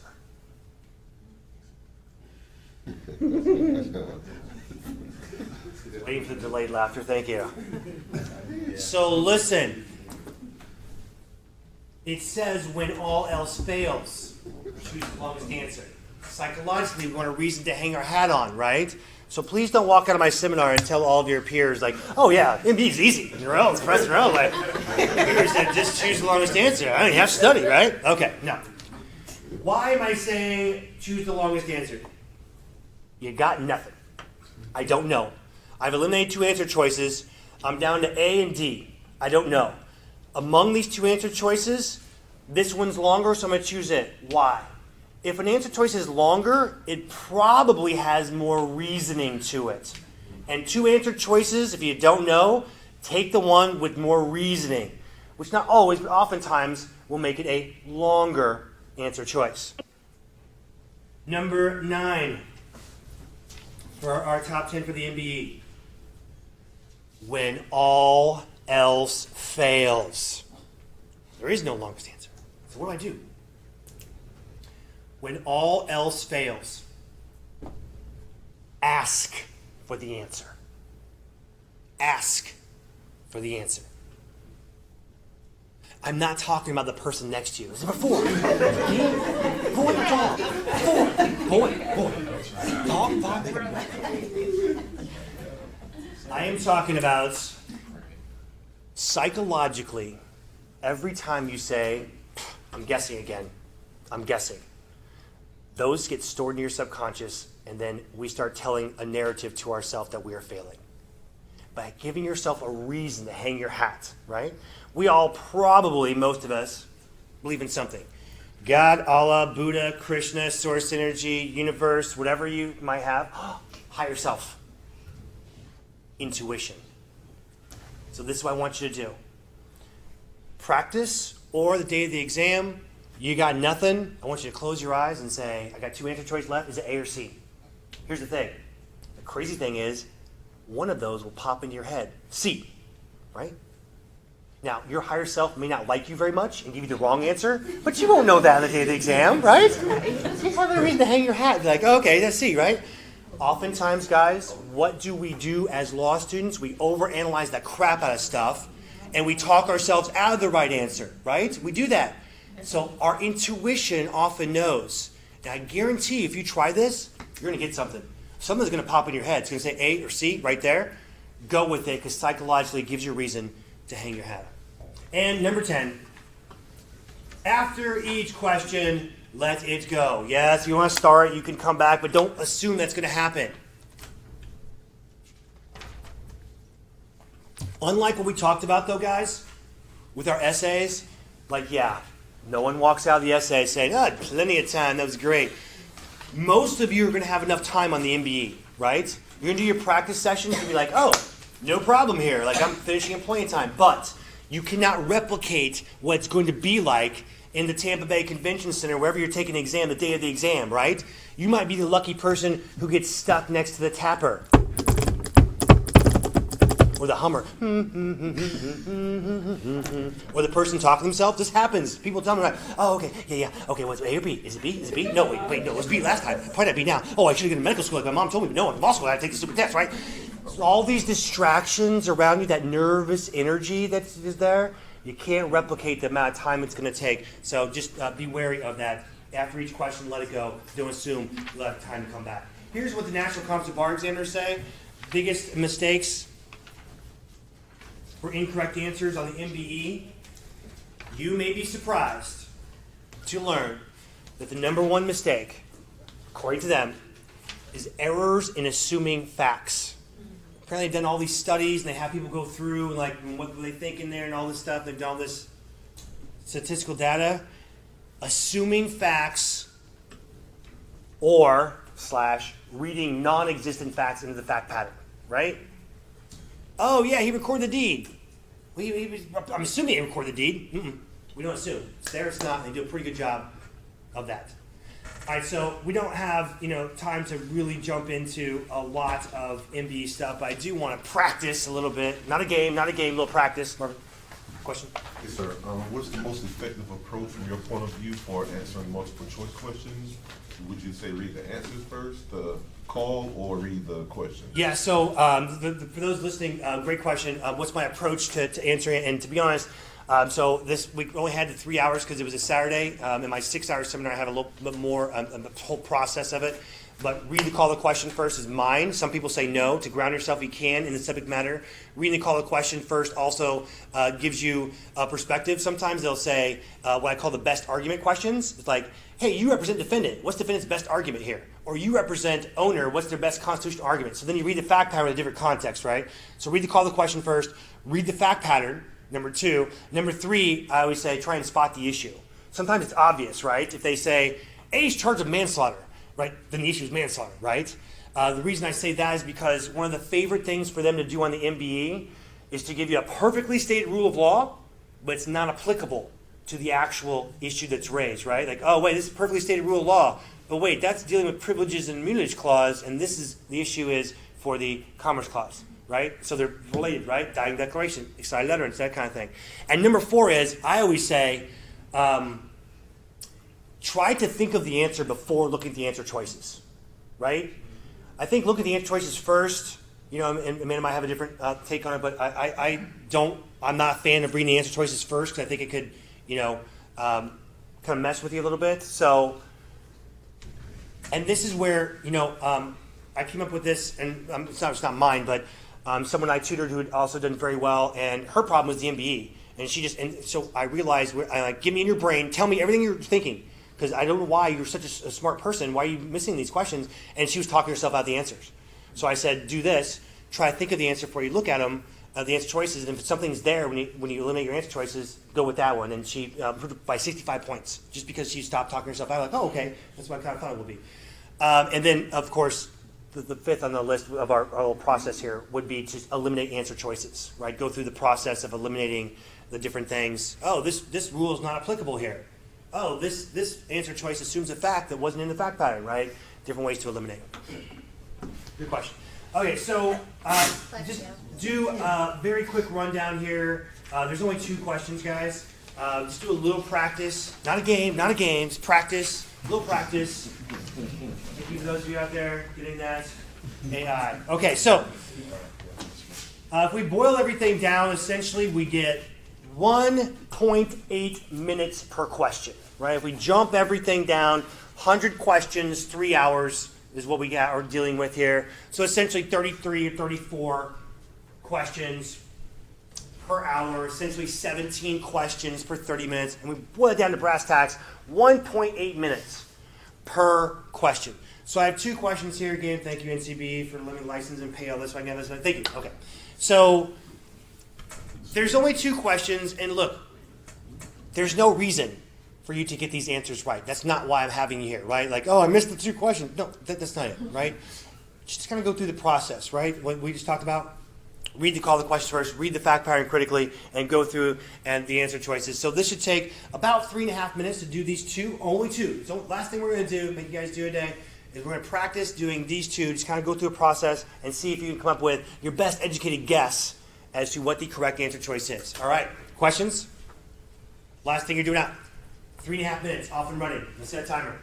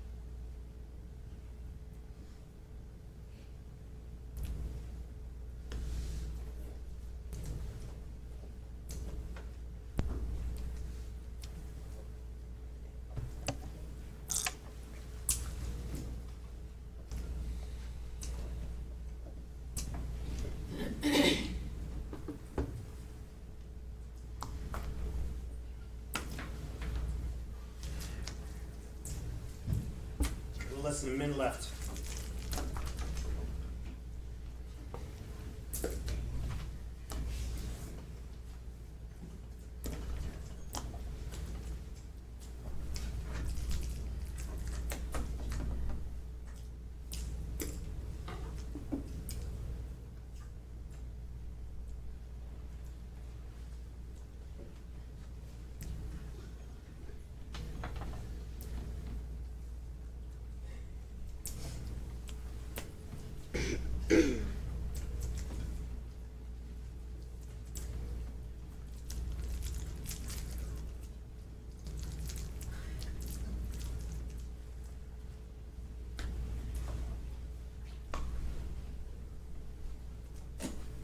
All right.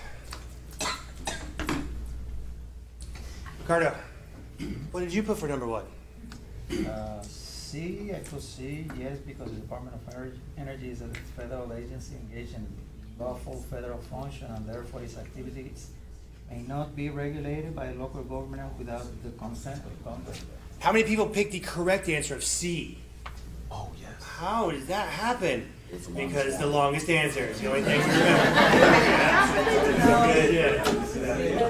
Maybe you know it. Maybe you know it, right? Maybe you know it. Okay, let's pause for a second. Let's pause for a second. Simmer down. Simmer down, please. Simmering. Yes, it's the longest answer, but it's the only answer choice that has multiple prongs of reasoning. Here we go. Yes, because Department of Energy, federal agency engaged in lawful federal function, and let's extrapolate or explain what that means, and what, therefore, its activities may not be regulated by local government without the consent of Congress. This is not your go-to, right? I'm not choosing the longest answer or the answer with the most reasoning. That's not my go-to, but it's my fallback. And sometimes it works, right? You eliminate answer choices, like, okay, all things being equal, I'll take the one that seems to have more reasoning. Because here's the thing, guys. To make an answer wholly correct sometimes takes more verbiage, right? To make it wholly correct. Why? Because the law has a lot of nuances to it. And the NCBE doesn't want people challenging, like, oh, well, this answer choice isn't fully correct, right? I know it's the best answer choice, but they want to make it fully correct. Sometimes, guys, that takes more verbiage. And question number 2. Carol. D. Say it like you mean it. D. Say it like you're going to pass the bar exam. I'm gonna pass the bar exam. I'm Well- D. Okay. One more time. Answer it. Yeah! How many people pick the correct answer choice of D? Raise your hand. Oh, look at that. Okay, yep. Okay, so I do this, and it's not the longest answer, right? 80% of the people I go and do these little things with, they get it right? And when I have more time, there's others I have too. This is not the longest answer though, but listen, if you didn't know anything, it is the only answer choice that has 2 prongs of reasoning. Graceful wins because, 1, she ran the specified miles required. And number 2, her motives for doing so are irrelevant. Guys, if I just came across a question I just didn't know, I want a reason to hang my hat. Psychologically, it matters. So I'm going to take what? The one that has more reasoning and feel pretty good about it. It's not always going to be the correct one. But I'm going to feel good about it because I've already eliminated some answer choices, and sometimes it does, in fact, pay off. Correct answer, again, is D. Okay, just a little bit of practice. I know we don't have time for that. The next page, I'm not going to talk about. This is the multi-state performance test. It is not in Florida, but I know that there are some people taking other jurisdictions and people, up in Michigan. So I've written out my top 10 here. My top 10, you can have that. So for those of you who are taking an MPT jurisdiction, you can take this with you. It's a multi-state performance test. Florida does not have it, so don't be confused by that. So I'm not going to talk about it now because I know most of the crowd is Florida, but that can help you. Next page, I am going to talk about page 17 in your packet.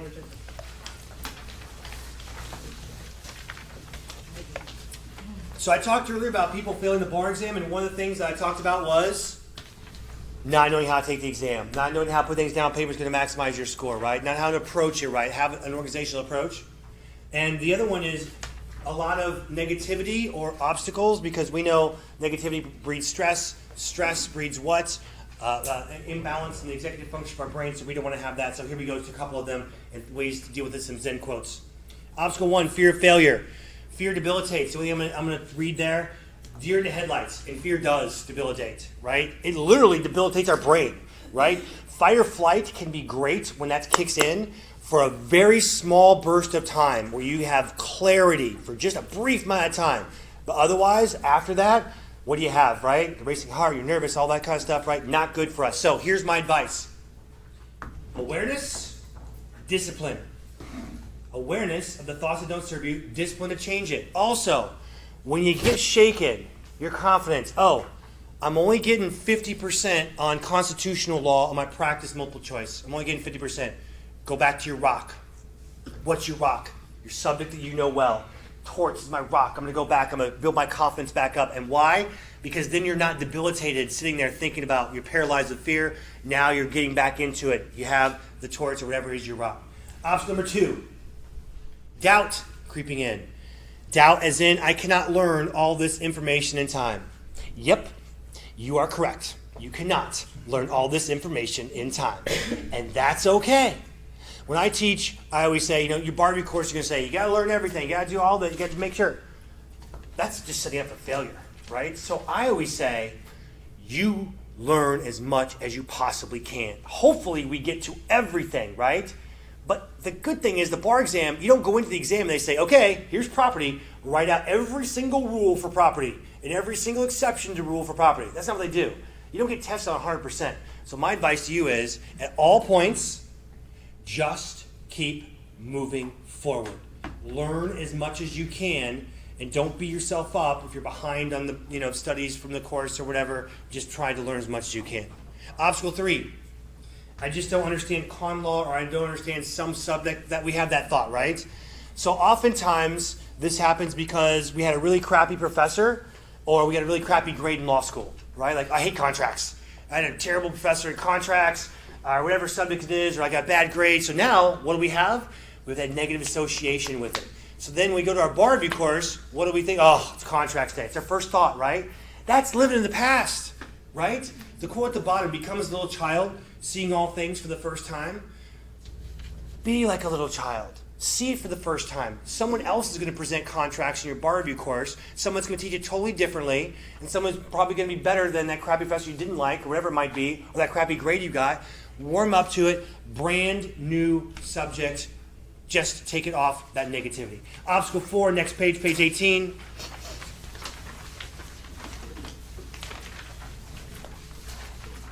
Other people are studying way more than I am. Yep.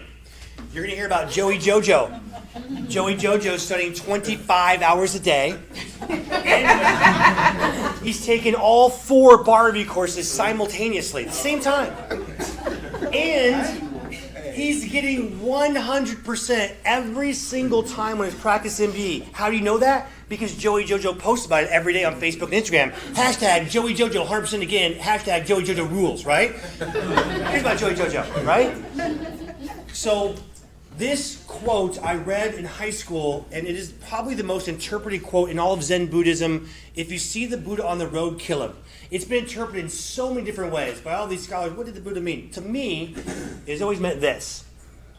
You cannot see what you think is your idea of perfection in someone else. So if you see Joey Jojo, wow, he's studying 8 hours a day, I got to do that. Nope. Your perfection can never lie within what someone else is doing. You be your own Buddha. You do your own thing. Don't worry about other people are doing, because then you start thinking, oh, I'm not doing enough. You know what's enough for you. Do you. Our Dharma duty is to do what others are ours to do, not be like others. Obstacle 5, the last one. Guys, it's going to happen at some point in time, probably a little bit of stress, maybe even anxiety, maybe a little bit of depression. I'm not getting these right. Maybe you feel sick to your stomach. So I'm just going to read this long quote. One word. Everybody with me right here? The one word, the first word, breathe. Thoughts, stress, cortisol, racing heart, sweaty palms, the tract and executive function of our brain, right? All this starts with thoughts. When that happens, you can check out of it physiologically with 6 deep breaths. At any point throughout your day, if you just stop, like, you know what, I'm having a bad day. You ever notice how it happens? You start off having a bad day, something happened, and you're like, oh, it's a bad day. And then something else happens, it's bad. And it just keeps snowballing. It's a bad day. Check out. Stop. I'm resetting my thoughts, resetting my day. You sit down, and you literally close your eyes. You take 6 deep breaths. If you take 6 of those, physiologically, your system is on reset. Now it's up to you to choose better thoughts so that you don't have that stress that causes the racing heart, causes sweaty palms, causes detraction from the executive function of your brain. Next page. A few Zen quotes to carry with you. I'm just going to talk about a couple real quick. The last 2. The story you tell by your life is the story life becomes. I read that. It's a book by Dr. John Demartini. I read that during a very, very difficult time in my life, and it always stuck with me. And I realized that my story wasn't what I wanted to be. So after I graduated from undergrad, and before I went to law school, I was a little peon legislative aide for the governor of Illinois, the only one of the last 5 not indicted on federal charges. True story, yes, the only one. And so I would go into these meetings, all these different people I'd meet all the time, because all these different bills, right? Just a little peon, you know? And I'd go in, like, be 10 people at these meetings. And I'd be like, oh, what's your name? Oh, sorry, I'm really bad with names. I'm probably going to forget that. Oh, sorry, I'm really bad with names. Probably going to forget that. Guess what happened? I forgot the names. So I read this, and I started thinking, well, why am I doing that? Why am I saying I'm bad with names? Maybe I'm good at names. So I started going to meetings, and I started saying, oh, I'm really good at names. I don't remember your name. Oh, I'm going to remember your name. What's your name? Bill. Nice to meet you, Bill. What's your name? Oh, well, nice to meet you. I'm going to remember that. First meeting, 10 people. Guess how many names I remember? 2. But the next meeting, 4. Next meeting, 5. Next meeting, 7. And now I get to come here and do these seminars and say, I can remember everyone's name in this room, and there's not that many of you, I know, you know, whatever, like usually it's a bigger room. I can remember those names, and the reason I can do that is because I said I can do it. I said, I'm good with names. I can remember names. And I set out, and I said, I'm going to be able to remember 150 people in an auditorium when I go and speak. And that's what's happened. That's what's happened. Because my story is, I'm good with names. Your story is just one thing. I will pass the bar exam. There is no other story. You do not allow any other thought to creep in. That is your only story you tell yourself. You write it down, you speak it, you tell it to your friends, you tell it to yourself, your internal dialogue, monitor it, awareness, and discipline. What is the story that you're telling? Because I'll tell you guys what, that's the story your life is going to become. So make it a good one. I will pass the bar exam. The last quote here I have, when you get to the top of the mountain, keep climbing. Right now, I know what you can foresee is the top of the mountain is passing the bar exam, right? Getting out and getting that license, that golden ticket, that's it. When you get there, that's when you really start climbing. That's when you do all the things that you want to do before you went to law school. That's when you go and help people. You do pro bono work. You make the world a better place, have a better life for yourself, for your family, whatever it is, right? Lawyers are the ones who know the rules of the game. If you know the rules of the game, you're in a better position to change those rules that need to be changed, because I'm not sure if you've noticed or not, but there are a lot of rules that need to be changed. And there are a lot of people who need help. So if that is what you want to do, you're going to pass the bar exam and do it. I'm going to take some questions. I'm almost out of time, but on the page 20, if you'd be so kind, there's a quick evaluation sheet that I can give to your dean. If you wouldn't mind filling out, you don't have to, don't write your name on it. I mean, unless you really want to, unless it's a good one, right? Yeah. But just take a couple quick seconds. You write comments about it. But while we're doing that, I'm contractually obligated to keep you guys here for at least another 3 minutes. We're not going to get paid, so you guys ain't leaving. No. So what can I answer? Any questions? Anything that we've talked about heretofore? Anything? Charlotte? Well, I wanted to make the comment that a lot of the bar presentation to us as students is highly negative, and we've just been dying for something positive.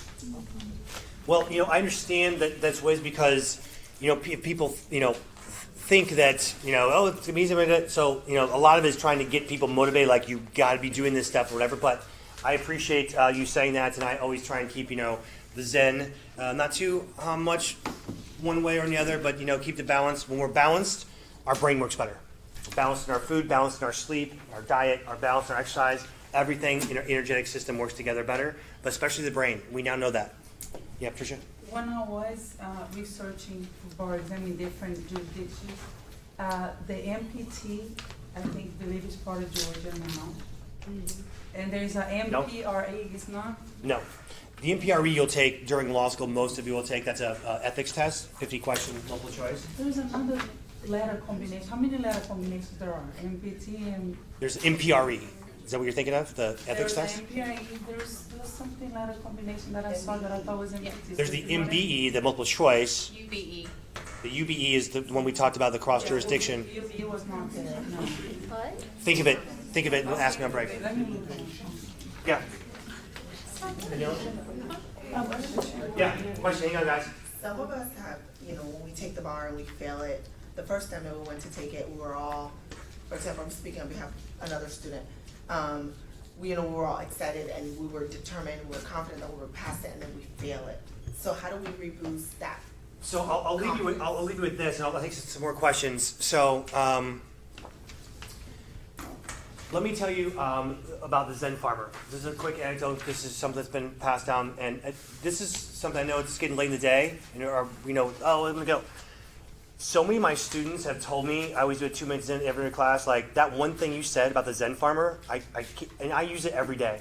So essentially, there's a farmer, and he has a horse, and he farms, and he's the only person in the village that has a horse, and he helps other people in the village, and one day, the horse runs away. The villagers come to him and they say, oh, this is the worst thing ever. Like, you used to have such great, food and stuff because you could take a horse and go out and get further stuff, and, this is the worst thing ever. And the farmer says, maybe. The next day, the horse comes back, and it brings 3 other horses with it. And the villagers come to the person, and they're like, oh my gosh, this is the greatest thing ever. Like, there's 3 more horses now. We can get a lot more, crops and stuff. And the farmer says, maybe. The next day, the son's farmer, who's a teenager and helps with the crops, goes out on one of the new horses. The horse bucks him off, and he breaks his leg. And the people come in, and they see the farmer, and they say, oh my gosh, this is horrible. Your son has a very bad broken leg. He can't walk, and now he's not going to help with the crops. This is terrible. And the farmer says, maybe. The next day, the army comes through town, conscription. They take all the able-bodied young men and teenagers and go to war, most of whom do not come back. But they pass over the farmer's son because he has a broken leg.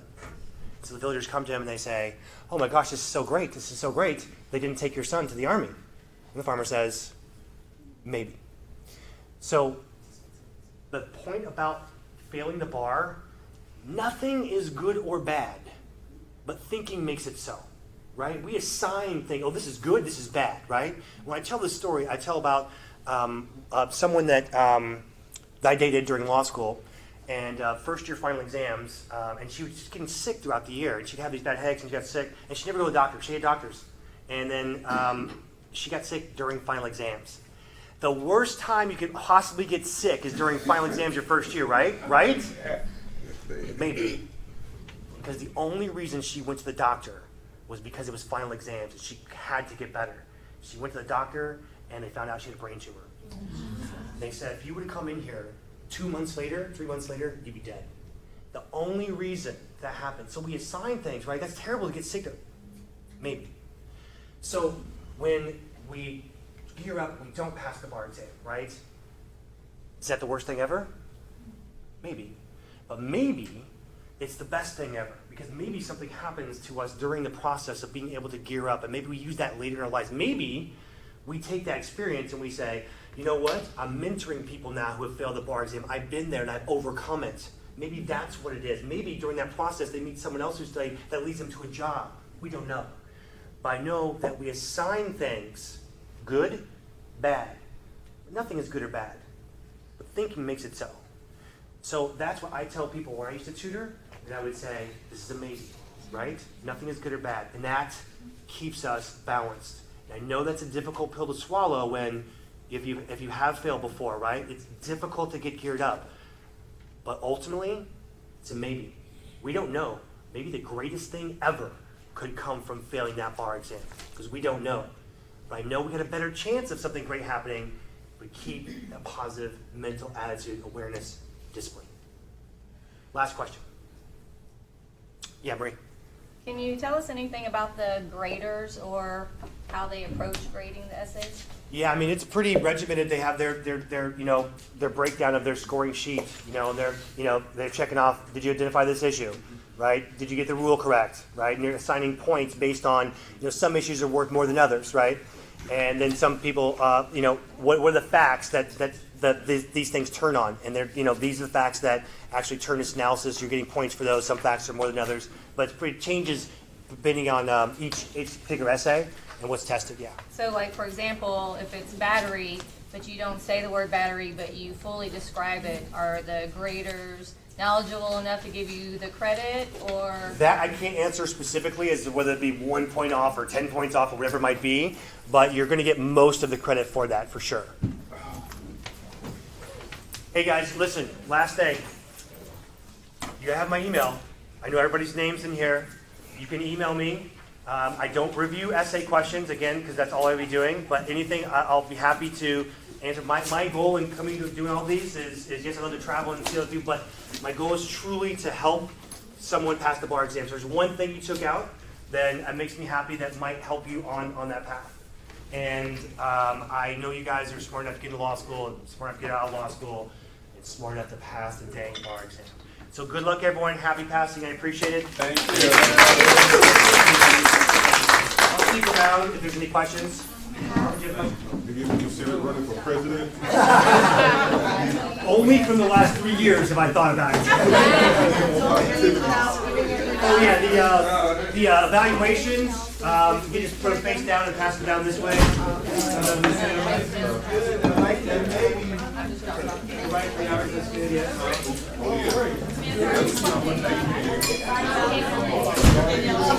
only have Monday and Wednesday. You can't count tonight.